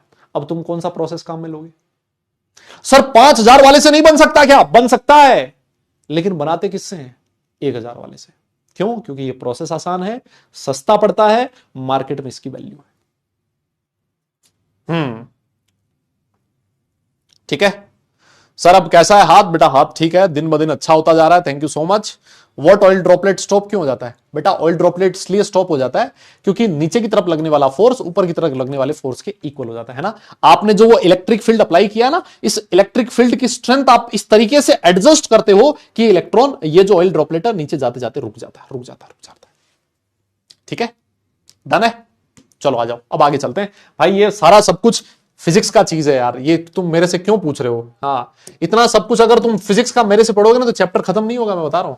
क्योंकि इस चैप्टर में बहुत सारी चीजें मैं तुम्हें बताऊंगा। मैं तुम्हें बोलूंगा मैग्नेटिक फील्ड के डायरेक्शन, अब मेरे से मत पूछना मैग्नेटिक फील्ड क्या होता है, इलेक्ट्रिक फील्ड क्या होता है ना। तो क्योंकि वो बहुत सारी चीजें ऐसी हैं जो आपके फिजिक्स की, इस चैप्टर में बहुत सारा काम आएगा फिजिक्स। और अगर मैं कहीं पर कर दूं ना, मैं तुम्हें कह दूं ना ये चीज कि बेटा इसको फिजिक्स में पढ़ोगे, ये फिजिक्स में ऐसा होता है, फिजिक्स में इसका फॉर्मूला ये होता है, तो उसको मान लेना, है ना। कभी मैं तुम्हें कहूंगा कि भाई ये जो ऑर्बिटल एंगुलर मोमेंटम है, इसका वैल्यू ये होता है फिजिक्स में, अब तुम मेरे से ये मत बोलना कि सर इसको डिराइव करके बताओ, नहीं कर पाऊंगा, है ना, क्योंकि वो फिजिक्स की कहानी है। वहां जो फॉर्मूला है उसको मान लेना कि सर ये फॉर्मूला होता है। मैं तुमसे कहूंगा कि सेंट्रीफ्यूगल फोर्स का फॉर्मूला mv²/r होता है, तो मान लेना भाई ये होता है ना, क्योंकि डेरिवेशन नहीं करवाऊंगा मैं, तो तुम फिजिक्स में पढ़ोगे। ठीक है, डन। हाँ, यस, आप आगे आ जाइए। डिस्कवरी ऑफ प्रोटॉन की बात कर लेते हैं। किसकी बात करें? डिस्कवरी ऑफ प्रोटॉन की बात कर लेते हैं। डिस्कवरी ऑफ प्रोटॉन की बात कर लेते हैं। एक क्वेश्चन जो लास्ट क्लास में बच्चों का आया था, बच्चे बार बार एक क्वेश्चन पूछ रहे थे, है ना, बार बार एक क्वेश्चन पूछ रहे थे। बेटा एक मिनट रुकना, बार बार एक क्वेश्चन पूछ रहे थे, है ना। क्या क्वेश्चन पूछ रहे थे? बोले सर आपने हाइड्रोजन गैस ली थी, सोचिए आपने हाइड्रोजन गैस ली थी, सर हाइड्रोजन जो था वो आयोनाइज हुआ, आयोनाइज होने के बाद, गैस आयोनाइज होने के बाद उसने क्या दिया? इलेक्ट्रॉन दिया। सर एक नेगेटिवली चार्ज पार्टिकल दिया, और वो जो नेगेटिवली चार्ज पार्टिकल है सर वो किसकी तरफ गया था? नेगेटिवली चार्ज पार्टिकल गया था सर पॉजिटिव इलेक्ट्रोड की तरफ। किसकी तरफ गया था? एनोड की तरफ, जिसको आप लोगों ने कैथोड रेज नाम दिया था। लेकिन कुछ बच्चों ने एक क्वेश्चन और पूछा था कि सर ठीक है, नेगेटिवली चार्ज पार्टिकल तो उस तरफ चला गया, लेकिन एक बात बताओ, ये जो पॉजिटिवली चार्ज पार्टिकल रहा होगा ये भी तो कहीं गया होगा। मैंने कहा बिल्कुल गया था। वो पॉजिटिवली चार्ज पार्टिकल कहां गया था? मैं आपको बताऊं, वो जो पॉजिटिवली चार्ज पार्टिकल है वो उस नेगेटिवली चार्ज पार्टिकल की ऑपोजिट डायरेक्शन में गया था। मतलब वो वाला पॉजिटिवली चार्ज पार्टिकल कौन से इलेक्ट्रोड की तरफ गया था? सर वो गया था कैथोड की तरफ। क्यों? क्योंकि सर कैथोड पे चार्ज कैसा था? पॉजिटिव था। इस वजह से, सॉरी, कैथोड पे चार्ज कैसा था? नेगेटिव था। कैथोड पे चार्ज नेगेटिव था, एनोड पे चार्ज पॉजिटिव था। मेरी बात तुम समझे? वो जो पॉजिटिवली चार्ज पार्टिकल था वो नेगेटिव प्लेट की तरफ गया था। अब आपने क्या कर रखा है, ये जो कैथोड था ना, इस कैथोड में छोटे छोटे होल कर रखे हैं ना, ये छोटे छोटे होल कर रखे हैं। कैथोड में छोटे छोटे होल कर रखे हैं, इसको बोला जाता है परफोरेटेड कैथोड। क्या बोला जाता है? Perforated cathode. परफोरेटेड का मतलब होल किया हुआ। और पीछे आपने कर रखा है किसकी कोटिंग? जिंक सल्फाइड की कोटिंग। किसकी कोटिंग कर रखी है बेटा जी? जिंक सल्फाइड की कोटिंग।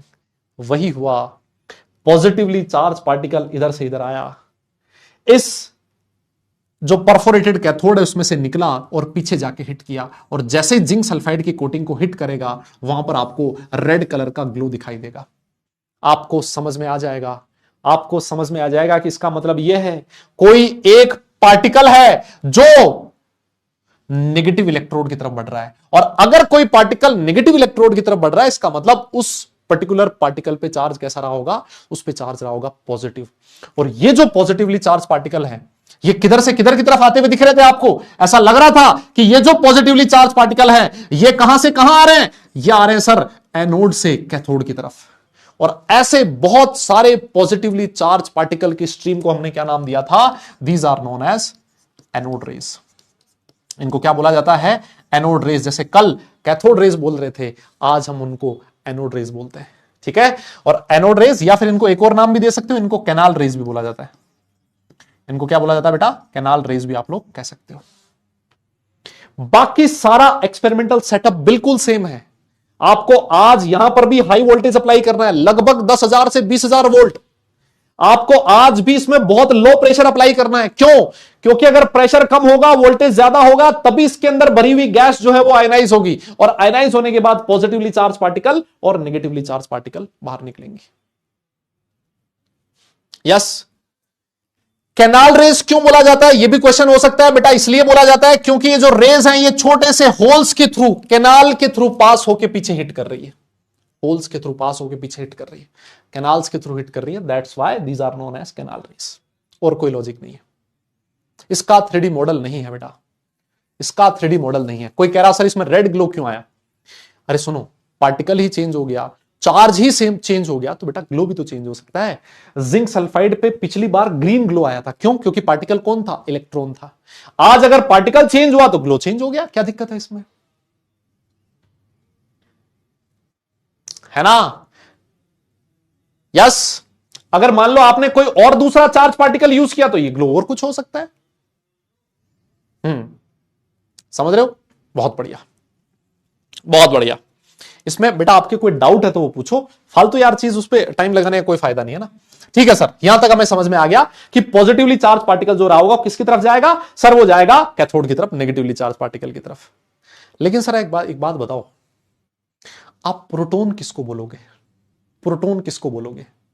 आपने अभी तक प्रोटॉन नाम नहीं लिया, आप सिर्फ ये कह रहे हो कि पॉजिटिवली चार्ज पार्टिकल कैथोड की तरफ जाएगा। आपने ये नहीं बोला कि प्रोटॉन पॉजिटिव की तरफ जाएगा। मैंने कहा सुन, प्रोटॉन किसको बोलेगा? जो सबसे छोटा पॉजिटिवली चार्ज पार्टिकल है उसको तू प्रोटॉन नाम देगा। मतलब जब तूने इसमें कौन सी गैस फिल कर रखी है? जब तूने इसमें हाइड्रोजन गैस फिल कर रखी है, तो उसका जो पॉजिटिवली चार्ज पार्टिकल है उसको तू प्रोटॉन बोलेगा। सबसे छोटे पॉजिटिवली चार्ज पार्टिकल को बोला जाता है प्रोटॉन। तुम मेरी बात समझ रहे हो? मुझे एक बात बताओ, अगर मान लो आपने उसमें ऑक्सीजन गैस फिल करी होगी, तो ऑक्सीजन का पॉजिटिवली चार्ज पार्टिकल कौन सा रहा होगा? O+। क्या आप O+ को प्रोटॉन बोल सकते हो? क्या नहीं बोल सकते ना। अगर मान लो आपने इसमें हीलियम गैस भरी, तो क्या हीलियम का जो पॉजिटिवली चार्ज पार्टिकल है He+, इसको प्रोटॉन बोल सकते हो? क्या नहीं बोल सकते ना। अगर मान लो आपने इसमें गैस फिल करी नाइट्रोजन, तो क्या उसके पॉजिटिवली चार्ज पार्टिकल को आप प्रोटॉन बोल सकते हो? क्या नहीं बोल सकता। मैं प्रोटॉन तब बोलूंगा जब आपने इसमें गैस कौन सी फिल कर रखी है? हाइड्रोजन गैस फिल कर रखी है। हाइड्रोजन जो सबसे छोटा पार्टिकल होता है, सबसे छोटा पॉजिटिवली चार्ज पार्टिकल होता है, उसको प्रोटॉन मैंने नाम दिया। तो सर इनको क्या नाम देंगे? इनको नाम देंगे पॉजिटिवली चार्ज पार्टिकल, है ना। इनको आप प्रोटॉन नहीं बोलोगे। प्रोटॉन कौन है? Proton is the smallest positively charge particle which is H+। तो क्या सर ये वाले पार्टिकल इस तरफ नहीं जाएंगे? क्या जाएंगे? ये वाले पार्टिकल भी इधर ही जाएंगे, नेगेटिव इलेक्ट्रोड की तरफ ही जाएंगे वो वाले पार्टिकल भी, लेकिन आप उनको प्रोटॉन नहीं बोलोगे, आप उनको बोलोगे पॉजिटिवली चार्ज पार्टिकल। और उन पॉजिटिवली चार्ज पार्टिकल की स्ट्रीम को आज भी एनोड रेज बोलोगे, आज भी आप कैनाल रेज बोलोगे, उसमें कोई दिक्कत नहीं है। तो मेरी बात समझ रहे हो क्या? हाँ सर, इसी को प्रोटॉन क्यों बोलेंगे? अच्छा बेटा, किसी का नाम, जैसे मेरा नाम राहुल है, किसी का नाम श्याम है, किसी का नाम प्राची है, किसी का नाम आयुष है, किसी का ऐश्वर्य है। क्यों? क्योंकि उनके घर वालों ने उनका वही नाम रखा है। वैसे ही इस पॉजिटिवली चार्ज पार्टिकल को प्रोटॉन नाम दिया गया था, इसलिए इसको प्रोटॉन बोला जाता है। ये क्या लॉजिक हुआ कि इसको प्रोटॉन क्यों नहीं बोलेंगे? क्योंकि इसको बोला जाता है H+ को प्रोटॉन बोला जाता है, तो इसको प्रोटॉन नहीं बोलेंगे। सिंपल है। अरे भाई, इसको हाइड्रोजन बोलते हैं तो इसको ऑक्सीजन बोलते हैं। कोई ये बोले इसको ऑक्सीजन क्यों कह रहे हो, उसको हाइड्रोजन क्यों नहीं बोला? अबे नहीं है उसका नाम, उसका नाम वही है। क्या तुम मतलब अब कुछ भी क्वेश्चन बनाने लग जाओगे क्या? बोले सर कुछ नहीं आ रहा तो कुछ भी पूछ ही लेते हैं, है ना, कुछ भी बकवास कर ही लेते हैं, बताओ। इसमें कोई डाउट है तो वो बताओ यार, है ना। इसमें कोई डाउट है तो वो बताओ। मेरे हिसाब से कहानी क्लियर है ना। ये वाला डायग्राम बना लेना। यस यस यस, ठीक है, आ जाओ। हाँ आ जाओ, देखो वही चीज आपके सामने लिखी है। किसने डिस्कवर किया था? ये डिस्कवर किया था सर ई गोल्डस्टीन ने, है ना। किसने डिस्कवर किया था? इल्ड गोस्टी ने। और एक्सपेरिमेंट वही था, कैथोड रे ट्यूब एक्सपेरिमेंट, है ना। लेकिन अब की बार उसने क्या लिया? परफोरेटेड कैथोड लिया। परफोरेटेड मतलब होल किया हुआ कैथोड लिया। और ऐसे पार्टिकल्स की stream moving from anode to cathode is known as anode rays या फिर कैनाल रेज। बिल्कुल सिमिलर कॉन्सेप्ट, कोई दिक्कत नहीं, कोई प्रॉब्लम नहीं। आप इसको डन लिखिए, नोट करिए, डन लिखिए। तब तक मैं एक आधा डाउट देख लेता हूं, फिर हम लोग आगे चलेंगे, है ना। तब तक मैं तुम्हारा एक आधा डाउट लिख देता हूं, फिर उसके बाद आगे चलेंगे। फटाफट देखो जरा। सर टैब में ऑक्सीजन में प्रोटॉन नहीं है। सर तब ऑक्सीजन में प्रोटॉन नहीं है। भाई तुम समझ नहीं रहे हो बे। Proton is H+, O+ proton नहीं है। ऑक्सीजन के अंदर बिल्कुल प्रोटॉन है। क्यों नहीं है प्रोटॉन? ऑक्सीजन जो है इसका एटॉमिक नंबर होता है 8, मतलब इसके न्यूक्लियस के अंदर 8 प्रोटॉन है। लेकिन O+ जो है वो प्रोटॉन नहीं है। तुम समझ नहीं रहे हो मेरी बात को, है ना। मैं बोल रहा हूं O+ को प्रोटॉन नहीं कहा जाता, H+ को प्रोटॉन कहा जाता है। मैंने ये नहीं बोला कि ऑक्सीजन के अंदर प्रोटॉन नहीं है। हाँ सर, H+ को ही प्रोटॉन क्यों बोलते हैं और दूसरे को क्यों नहीं बोलते? बिकॉज बेटा देखो, जो सबसे छोटा एटम होता है ना, उसको कोई ना कोई नाम देना होता है। और सबसे छोटा पॉजिटिवली चार्ज पार्टिकल जो था ना, वो था हाइड्रोजन का सबसे, क्योंकि हाइड्रोजन सबसे छोटा एटम होता है। और उसका जो पॉजिटिवली चार्ज पार्टिकल है उसको H+ बोला, है ना। तो अब ये मत बोलना कि इसका नाम ये क्यों, इसका नाम ये क्यों है। वो नाम है, बस है। अब जैसे इलेक्ट्रॉन, उसको इलेक्ट्रॉन ही क्यों बोला? इसको राम श्याम कुछ और बोल देते, है ना। मोहन, राहुल कुछ और बोल देते इसका नाम, नहीं, उसको इलेक्ट्रॉन बोला तो इलेक्ट्रॉन बोल दिया हमने भी, है ना। वो अगर मान लो कुछ और नाम दे देता तो हम कुछ और नाम देते। उसको प्रोटॉन बोला, उसको प्रोटॉन बोल दे यार, ऐसी क्या बात है ना। और अगर तुम्हें अपना नाम देना है, सुनो भाई, अगर तुम चाहते हो कि नहीं मैं तो कुछ अलग नाम दूंगा, तो भाई इतना काम करो, कुछ डिस्कवर करो, है ना। हाँ, कुछ डिस्कवर करो फिर अपना नाम दो। तब तक जो नाम दिया उसको मान लो, सीधी सी बात है। सर अगर एनोड रेस को कैनाल रेस बोलते हैं तो कैथोड को भी कैनाल रेस बोल सकते हैं, क्योंकि एनोड में भी तो होल किया था। सुनो मेरी बात, देखो एनोड में होल करते हो तो आपकी मर्जी है, लेकिन अगर आप होल नहीं भी करते ना तब भी कोई दिक्कत नहीं है, क्योंकि जो आपकी कैथोड रेज होती है ना, उनका पेनिट्रेशन पावर बहुत हाई होता है ना। वो उस एनोड को पेनिट्रेट करके भी निकल सकती है। आप उसमें होल नहीं भी करोगे ना तो उसके अंदर से धंस के बाहर निकल सकती है, ऐसा भी हो सकता है ना। तो परफोरेटेड इसमें करने की स्पेशली जरूरत पड़ती है, क्योंकि ये वाली जो एनोड रेज होती है ना, वो उसको पार नहीं कर पाती, उसको परफोरेटेड ही करना पड़ता है। इस वजह से ऐसा किया। रीजन ऑफ परफोरेटेड कैथोड इसलिए ताकि वो जो रेज आई हैं वो उस कैथोड को अंदर से दूसरी तरफ निकल सके ना, होल्स के थ्रू बाहर निकल सके, इस वजह से हमने उसको परफोरेटेड किया। सर प्रोटॉन की डिस्कवरी के लिए हाइड्रोजन इनफ है? बिल्कुल सर। Then in electron we can call perforated anode. फिर मैंने बोल दिया आप परफोरेटेड ले सकते हो, कोई दिक्कत नहीं है। नहीं भी लोगे तब भी उसके थ्रू बाहर निकल सकती है ना। ठीक है, बहुत बढ़िया, बहुत बढ़िया। हाँ, प्रोटॉन पा सकता था बिकॉज ऑफ, हाँ बिल्कुल पा सकता था। इलेक्ट्रॉन की डिस्कवरी में भी, प्रोटॉन की डिस्कवरी इलेक्ट्रॉन वाले एक्सपेरिमेंट से ही हुई है, लेकिन उसने जे थॉमसन ने अपना दिमाग ही नहीं लगाया भाई। उसने दिमाग नहीं लगाया, उसने बोला ठीक है मैंने इलेक्ट्रॉन डिस्कवर कर लिया, मैंने नेगेटिवली चार्ज पार्टिकल डिस्कवर कर लिया, मैंने पॉजिटिवली चार्ज पार्टिकल का सोचना ही नहीं। उसने दिमाग नहीं लगाया। अगर वो दिमाग लगाता तो उस समय डिस्कवरी हो जाती प्रोटॉन की, है ना। हाँ ये मानो आप। ठीक है सर, और आगे आ जाओ। मुझे एक बात बताओ फटाफट से, आपके सामने प्रॉपर्टीज ऑफ एनोड रेज लिखी है, मुझे बताओ इनमें से कौन सी प्रॉपर्टी तुम्हें नहीं समझ में आई? जल्दी बताओ फटाफट करके। दादा फटाफट बता दे, इनमें से तुझे कौन सी प्रॉपर्टी नहीं समझ में आई? फटाफट बता, तब तक मैं तेरा एक आधा डाउट और देख लेता हूं, है ना। तब तक मैं तेरा एक आधा डाउट और देख लेता हूं, जल्दी बता दे। सर डिस्कवरी ऑफ इलेक्ट्रॉन में कैथोड से पॉजिटिवली पार्टिकल आ रहा है, वाई डिस्कवरी ऑफ प्रोटॉन में एनोड से पॉजिटिव चार्ज पार्टिकल? बेटा गोविंद कुशवाहा जी,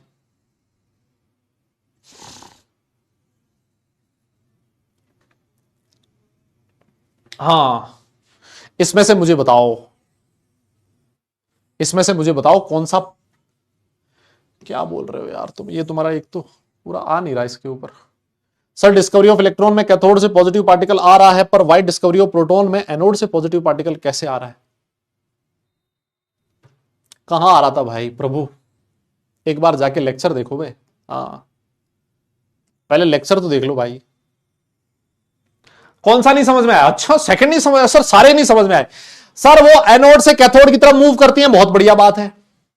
अरे ये वाला पॉइंट तो आज ही समझाया था। अगर इनके रास्ते में कोई इलेक्ट्रिक या फिर मैग्नेटिक फील्ड नहीं आया तो बिल्कुल सीधा सीधा निकल सकती है।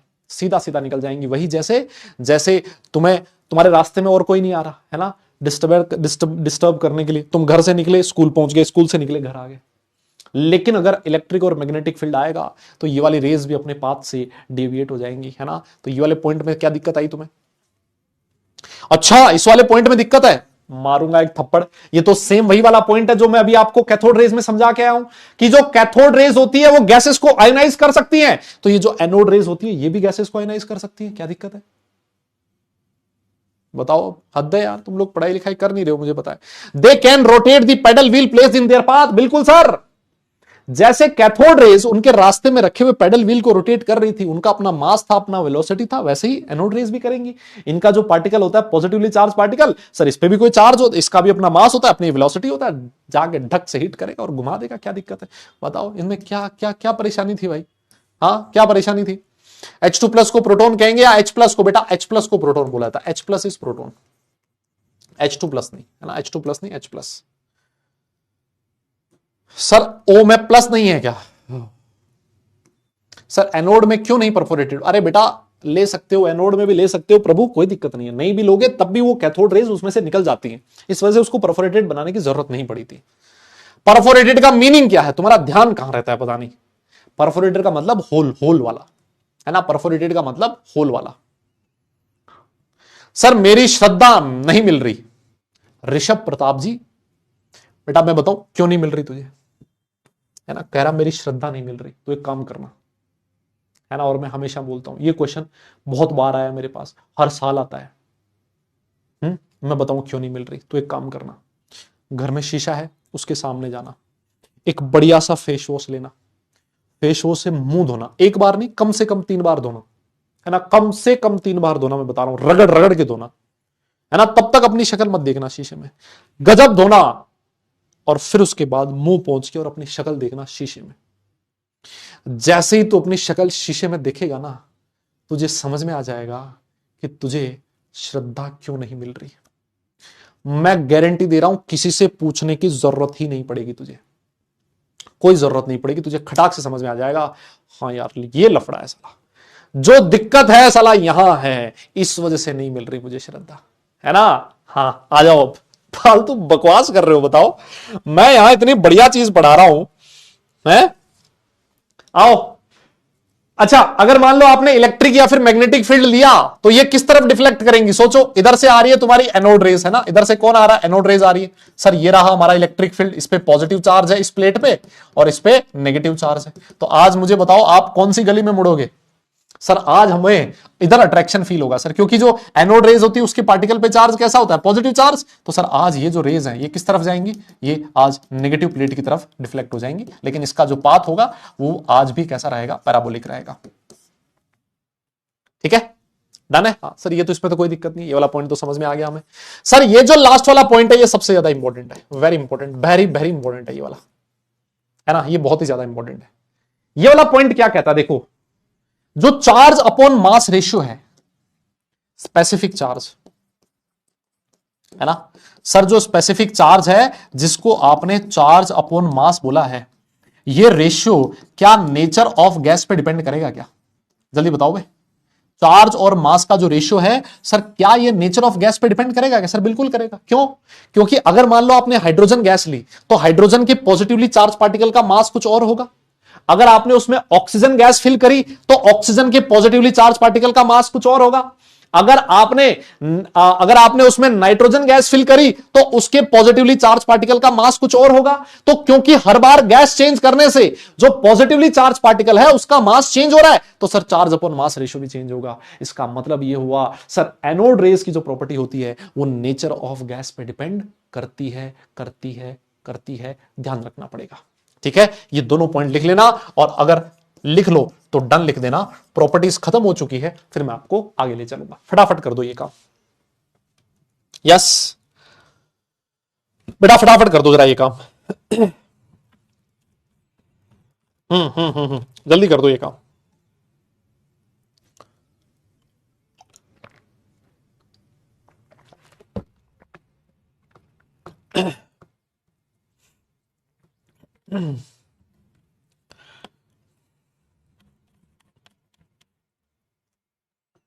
फटाफट।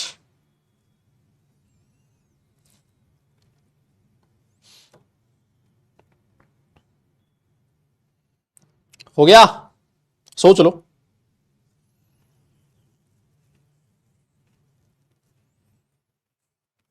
डन है, वेरी गुड। आ जाओ आ जाओ, अब आ जाओ। अब तुम खटाखट एक काम कर दो, मुझे बताओ चार्ज ऑफ प्रोटॉन कितना होता है। हाँ जल्दी बता दो, चार्ज और मास लिख देते हैं, है ना। चार्ज ऑफ प्रोटॉन, प्रोटॉन का चार्ज कितना होता है जल्दी बताओ। सर हम लोग पढ़ के आए हैं, प्रोटॉन पे चार्ज होता है प्लस में 1.6 इंटू 10⁻⁻19 कूलम। बोलो, ये तो हमने पढ़ रखा है। अरे बोल दो। और फटाफट से एक बात और बता दो, मास ऑफ प्रोटॉन कितना सुना है तुम लोगों ने। मास ऑफ प्रोटॉन जल्दी बोलो बे। सर प्रोटॉन का मास होता है 1.672 इंटू 10⁻⁻27 kg। बोलो, यही सुना है कि नहीं सुना। अरे इतना सुना है ना, और नहीं सुना तो वापस सुन लो। प्रोटॉन का मास इतना होता है, प्रोटॉन का चार्ज इतना होता है। तो फटाफट से इसका स्पेसिफिक चार्ज बता दो जरा। प्रोटॉन का स्पेसिफिक चार्ज बता दो जरा फटाफट। सर स्पेसिफिक चार्ज क्या होता है, चार्ज अपॉन मास होता है ना। स्पेसिफिक चार्ज क्या होता है, चार्ज अपॉन मास। सर ये रहा प्रोटॉन का चार्ज 1.6 इंटू 10⁻⁻19, और सर ये रहा मास 1.672 इंटू 10⁻⁻27। जल्दी बताओ वे कितना आ रहा है, ये कितना आ रहा है। सर ये ऐसा लग रहा है 9.57 इंटू 10⁻7 कूलम पर केजी आएगा। चेक कर लो जरा, चेक कर लो जरा, क्या इतना ही आ रहा है क्या। यस यस, क्या इतना ही आ रहा है क्या। लेकिन अगर मान लो मैं तुमसे पूछ लूं मास ऑफ प्रोटॉन इन एमयू, तो कितना होगा। मास ऑफ प्रोटॉन इन एमयू कितना होगा जल्दी बताओ। प्रोटॉन का मास एमयू में कितना होगा। अबे इस चीज में तो टाइम नहीं लगेगा ना ज्यादा। क्या इतना ही आ रहा है क्या। हाँ हाँ चेक करना। अरे इतना ही आ रहा है ना भाई, देख लो यार। सर एक बात बताऊं मैं आपको, मैंने कहा बता दे। सर मैंने एक चीज पढ़ी थी कि 1.66 इंटू 10⁻⁻27 kg को 1 एमयू कहता था सर मैं, है ना। इतना जो है ना 1 एमयू के बराबर होता था सर। बोलो यही होता था ना।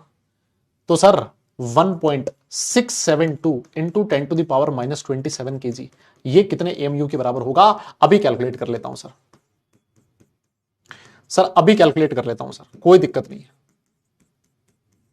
सर। अगर मैं इसको कैलकुलेट करूंगा ना, तो ये लगभग लगभग 1.007 एमयू आएगा, और मैं इसको लगभग 1 एमयू के इक्वल लिख सकता हूं।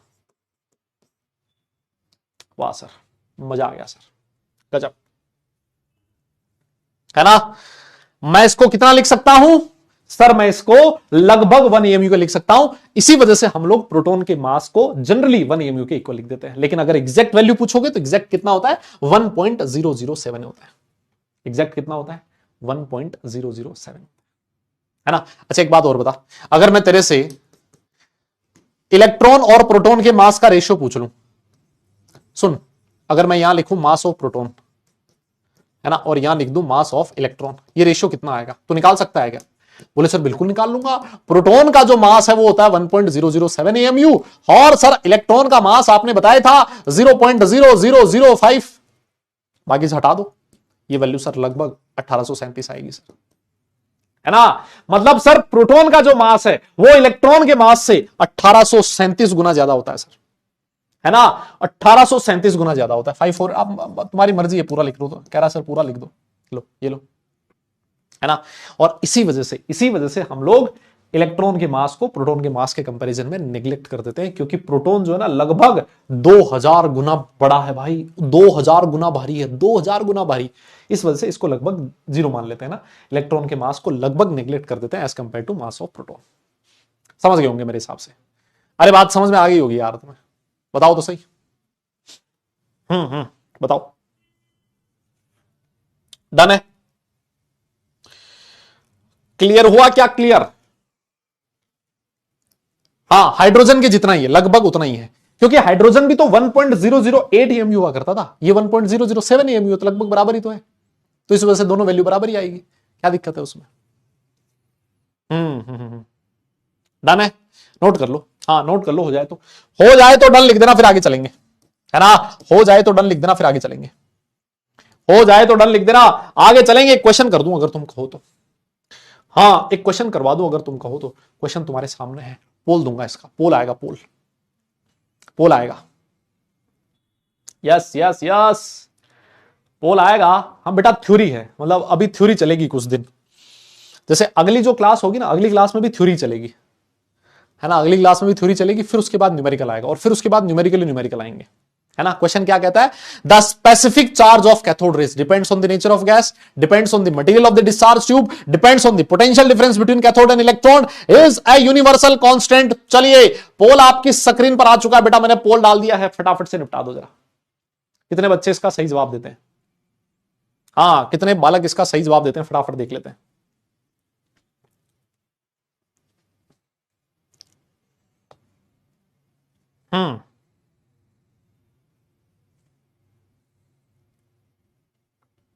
बोलो बोलो बोलो, कौन सा ऑप्शन करेक्ट होगा? देखना, इसमें भी कई तुर्रम खां ऐसे होंगे जो एकदम गजब, है ना, अलग लेवल का आंसर देके आएंगे वो। देखना तुम,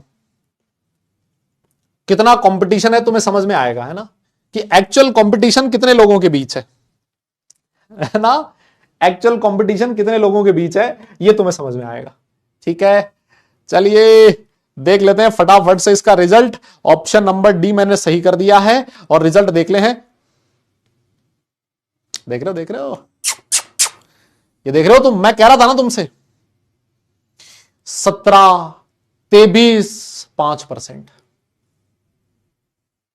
सिर्फ 54% बच्चे हैं जो ये कह रहे हैं कि कैथोड रेज जो होता है उसका E/m जो है वो कांस्टेंट होता है। सिर्फ 54% लोग।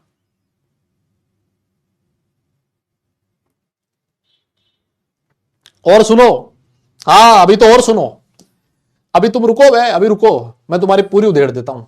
अभी रुको रुको रुको रुको,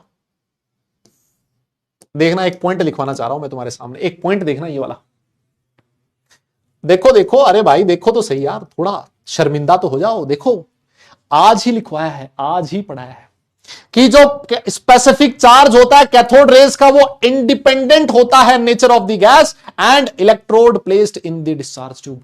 इंडिपेंडेंट होता है, आज ही करवाया है, आज ही। और फिर उसके बाद सिर्फ और सिर्फ 54% लोगों ने सही जवाब दिया है।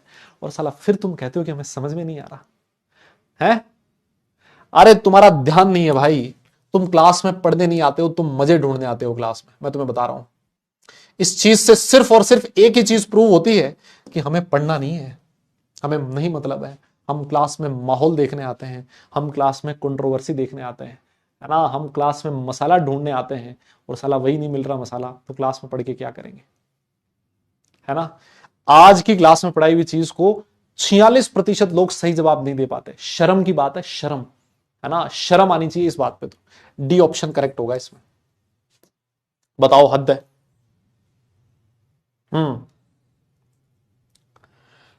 आओ एक क्वेश्चन और देता हूं, हाँ एक क्वेश्चन और देता हूं।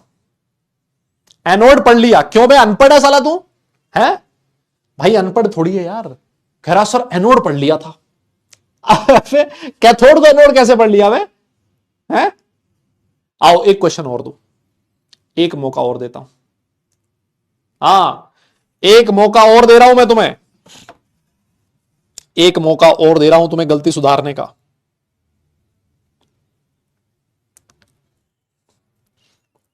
एक मौका और दे रहा हूं तुम्हें गलती सुधारने का, देख लो। कहता है the E/m ratio of cathode raise is x unit when hydrogen is filled in the discharge tube. What will be it's value when deuterium is filled in it? x unit, x/2 unit, 2x unit और x/4 unit. Sir खटाखट पोल दे दो और आगे बढ़ चलो। Sir भाई पोल दे दिया मैंने, पोल मैंने आप लोगों की स्क्रीन पर डाल दिया, फटाफट करो, देखें इसको। पोल आपकी स्क्रीन पर है, पोल आपकी स्क्रीन पर है। नहीं नहीं नहीं, पोल देना पड़ेगा भाई, अरे पोल देना पड़ेगा, पोल से ही तो तुम्हारी सच्चाई का पता लगता है पोल से तो पता लग रहा है।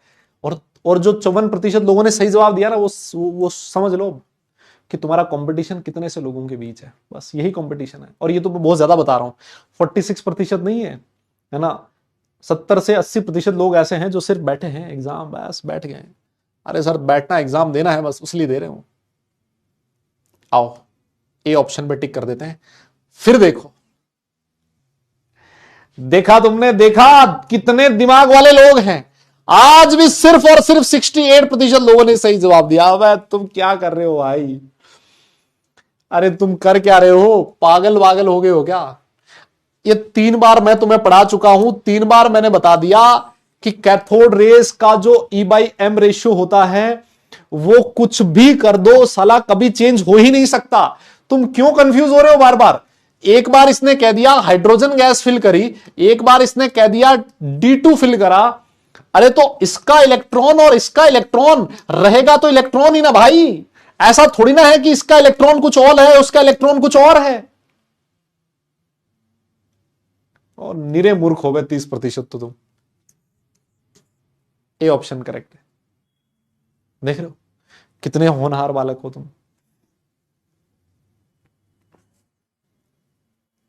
भाई यहां से इलेक्ट्रॉन निकलेगा सोचो, और यहां से इलेक्ट्रॉन निकलेगा। क्या दोनों इलेक्ट्रॉन का चार्ज अलग अलग होगा? नहीं सर। क्या दोनों इलेक्ट्रॉन का मास अलग अलग होगा? नहीं सर। अबे चार्ज भी सेम है, मास भी सेम है, तो चार्ज और मास का रेशियो क्यों नहीं सेम होगा? तुम कौन सी स्कूल में पढ़ के आ रहे हो यार? वाह बेटा, प्राउड ऑफ यू। बड़ा सैल्यूट है, बड़ा सैल्यूट। अब अगर आज के बाद कभी बोल दिया ना कि मुझे नहीं समझ में आ रहा है, तो पहले खुद को ना 4 थप्पड़ मार लेना जोर से कान पे, है?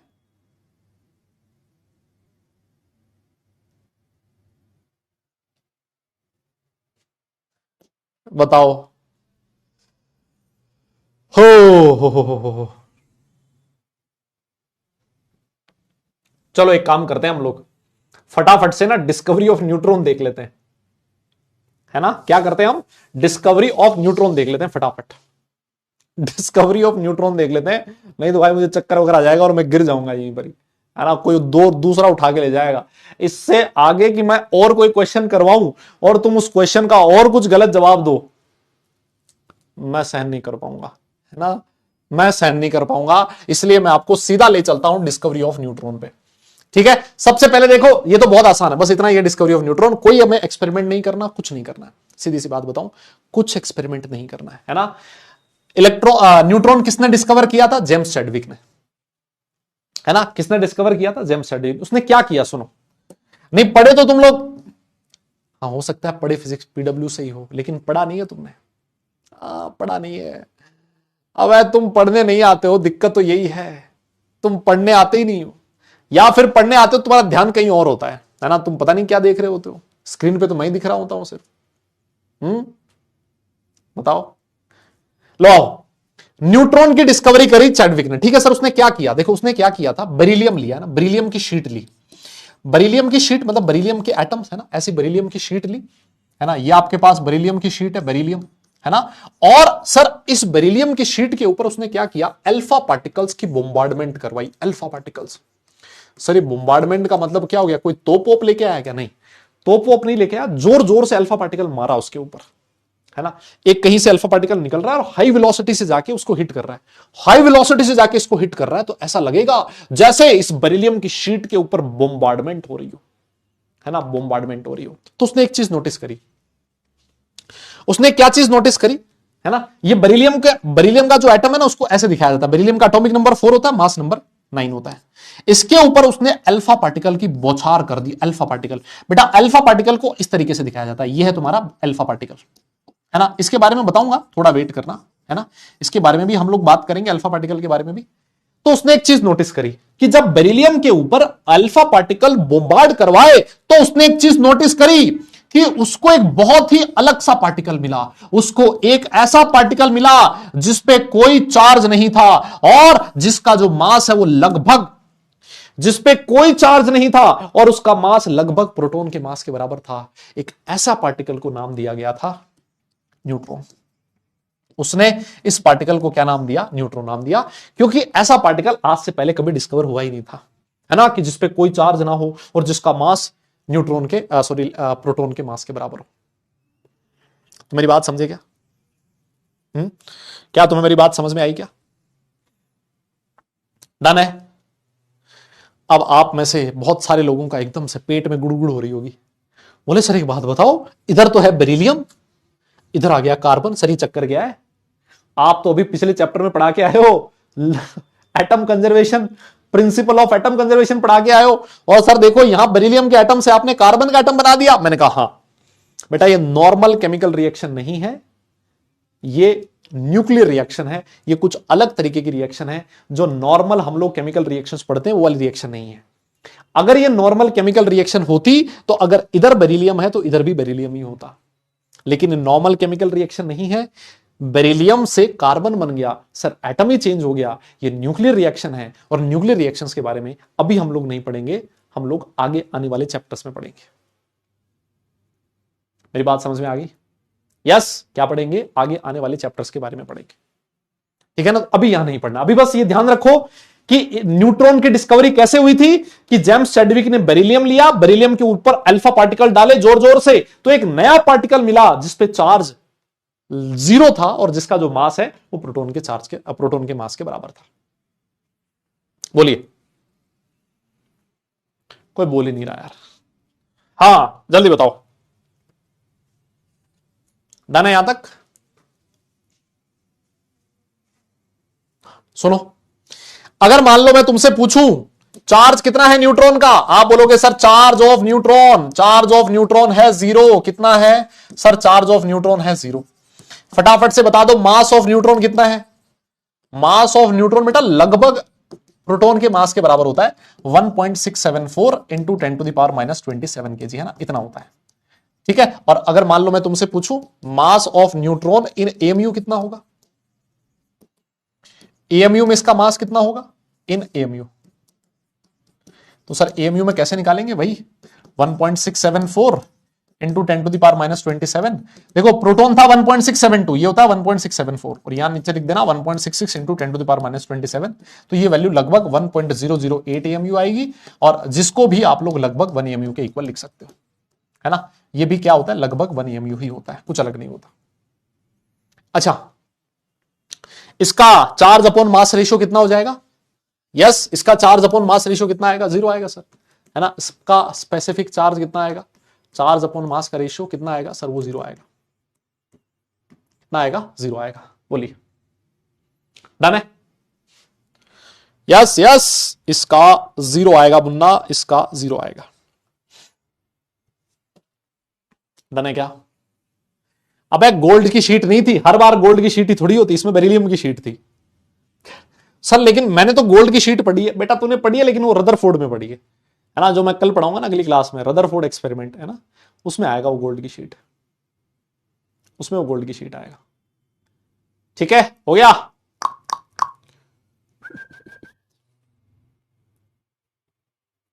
बस सर बहुत हो गया सर, लेकिन नहीं, एक आधा क्वेश्चन कर लेते हैं यार, ऐसे क्या बात कर रहे हो? आओ एक क्वेश्चन करवाता हूं तुम्हें बढ़िया सा, ये वाला क्वेश्चन करो, देखे।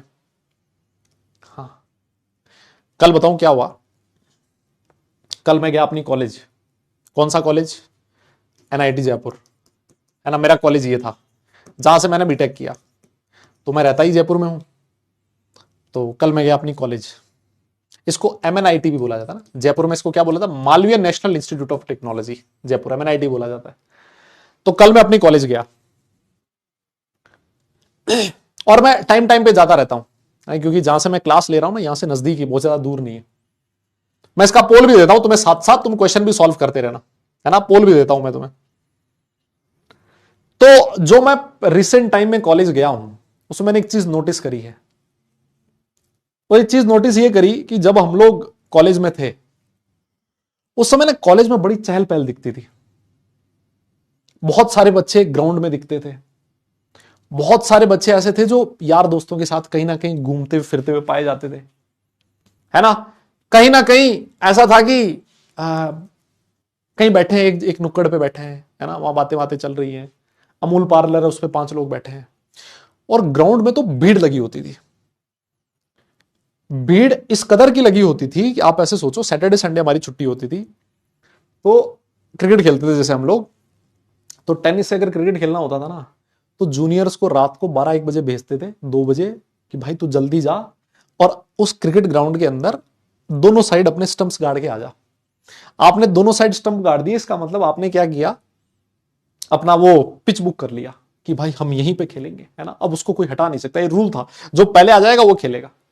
और ऐसे देखो, जो सबसे अच्छा पिच होता था वो उसको रोकने की वो लगी रहती थी लोगों में होड़, है ना।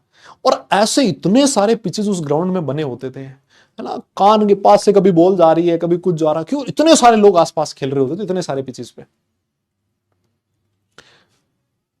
लेकिन अब पिछले सालों में जो मैंने नोटिस किया, इतने सालों से जब भी कॉलेज में जाता हूं, मैंने एक चीज सीधी सी नोटिस करी कि अब जो ग्राउंड है वो लगभग खाली रहते हैं, उसमें खेलने वाले लोग नहीं मिलते। जो रोड्स है वो लगभग खाली होती है, जो टेबल चेयर कहीं पर रखी होती है वो बिल्कुल खाली पड़ी होती है, उन पे बहुत कम लोग बैठे होते हैं, है ना। और उसका मुझे जो सीधा सीधा समझ में आता है ना रीजन, वो सीधा रीजन एक ही है कि अब लोगों में कंपटीशन बहुत ज्यादा बढ़ गया है। लोगों को ये लगता है कि जैसे ही हम लोग कॉलेज में चले गए, कॉलेज में जाने के बाद वहां पर एक बार कॉलेज में तो पहुंच गए अच्छे, लेकिन कॉलेज से प्लेसमेंट लेना अपने आप में एक बड़ा टास्क होता है। तो फर्स्ट ईयर सेकंड ईयर में जाते ही बच्चा किसी न किसी एग्जाम की तैयारी करने लग जाता है।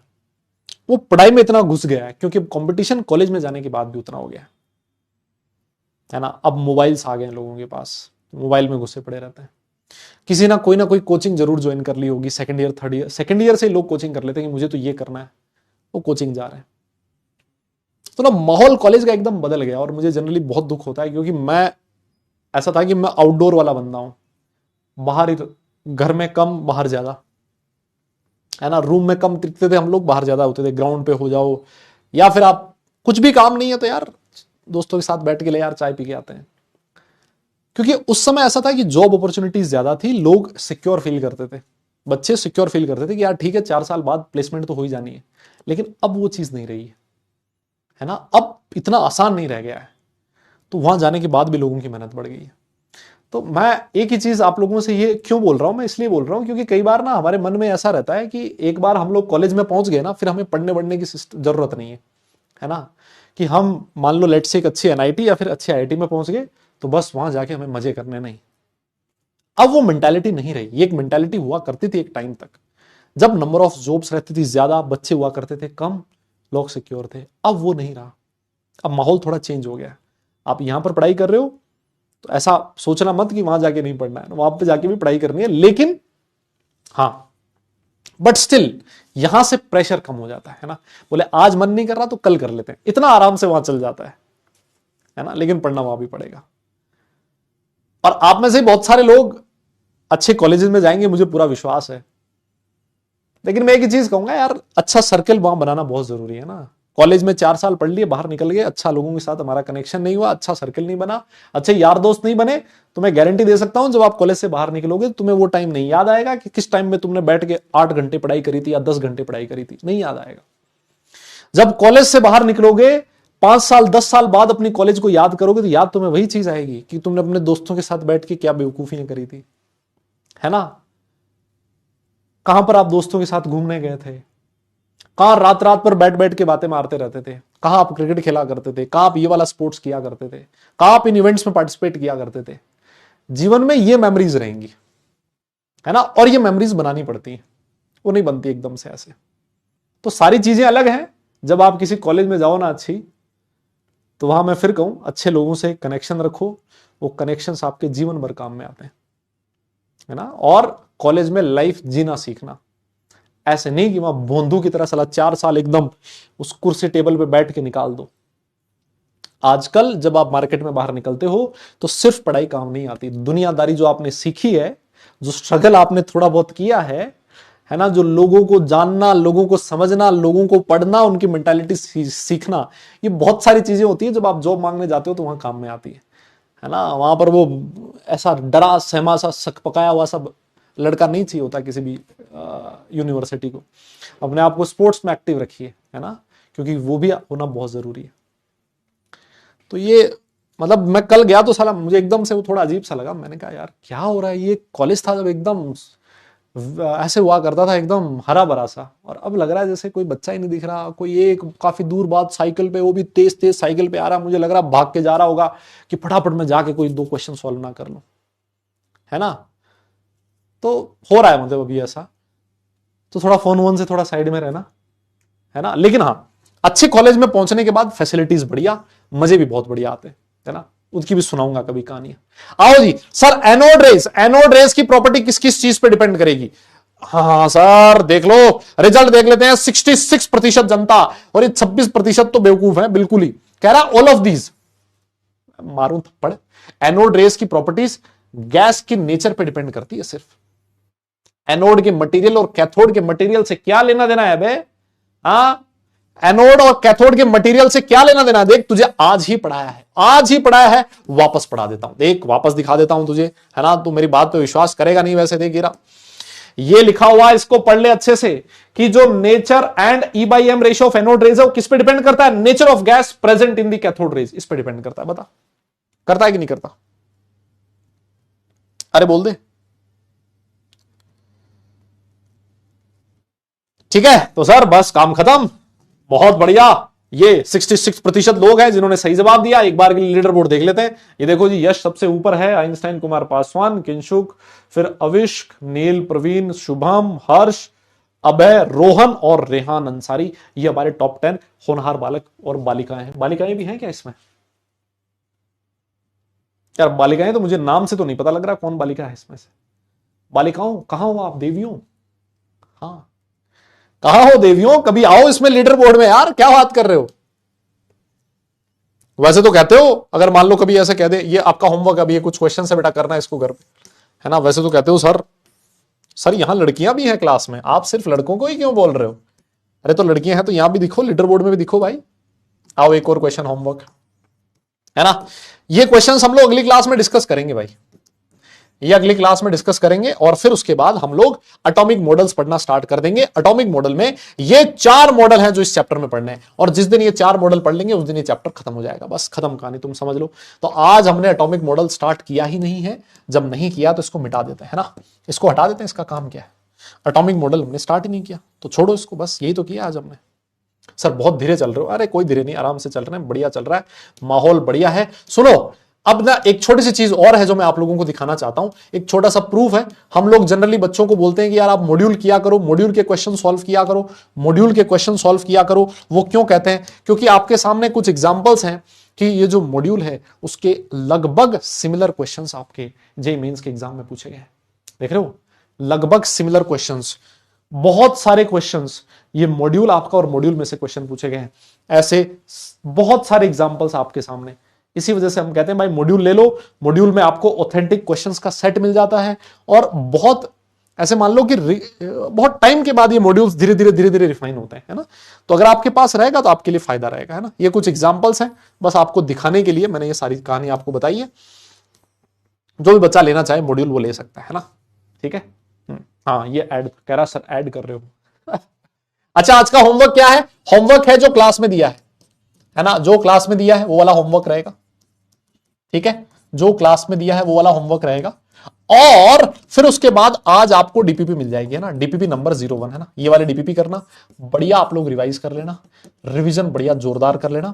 और मॉड्यूल में से आज एज सच कुछ करने की जरूरत नहीं है, आप मोल कॉन्सेप्ट के क्वेश्चन ही लगाते रहे बढ़िया ढंग से, ठीक है। कल मैं कोशिश करूंगा कि तुम्हें जो अपना पोर्शन मोल कॉन्सेप्ट का छूटा हुआ था, उस मोल कॉन्सेप्ट के क्वेश्चंस की क्या दे दूं, वो पीडीएफ दे दूं, लेक्चर दे दूं, है ना। कल या परसों, है ना, संडे को मिल जाएगा। कल तो वैसे तुम्हारी क्लास होगी, तो संडे को मैं तुम्हें वो लेक्चर दे दूंगा, है ना, ठीक है। वो रिकॉर्ड मैं कल कर दूंगा और परसों आपको मिल जाएगा, ठीक है। तो अपना मोल कॉन्सेप्ट खत्म हो जाएगा उसके बाद, ठीक है दादा। बस आज के लिए हम लोग इतना ही करते हैं, क्लास को खत्म करते हैं भाई। टाइम हो गया 7:45। अरे जाओ पढ़ाई करो भाई, क्या कर रहे हो यहाँ। हाँ, नेक्स्ट क्लास में आपसे वापस मुलाकात होगी। सारे लोग अपना ख्याल रखें, खुश रहें, हंसते मुस्कुराते रहें, और पढ़ाई जरूर करते रहें, क्योंकि बेटा काम पढ़ने से चलेगा, सिर्फ मुस्कुराने से नहीं। नेक्स्ट क्लास तक के लिए tata bye bye, love you all.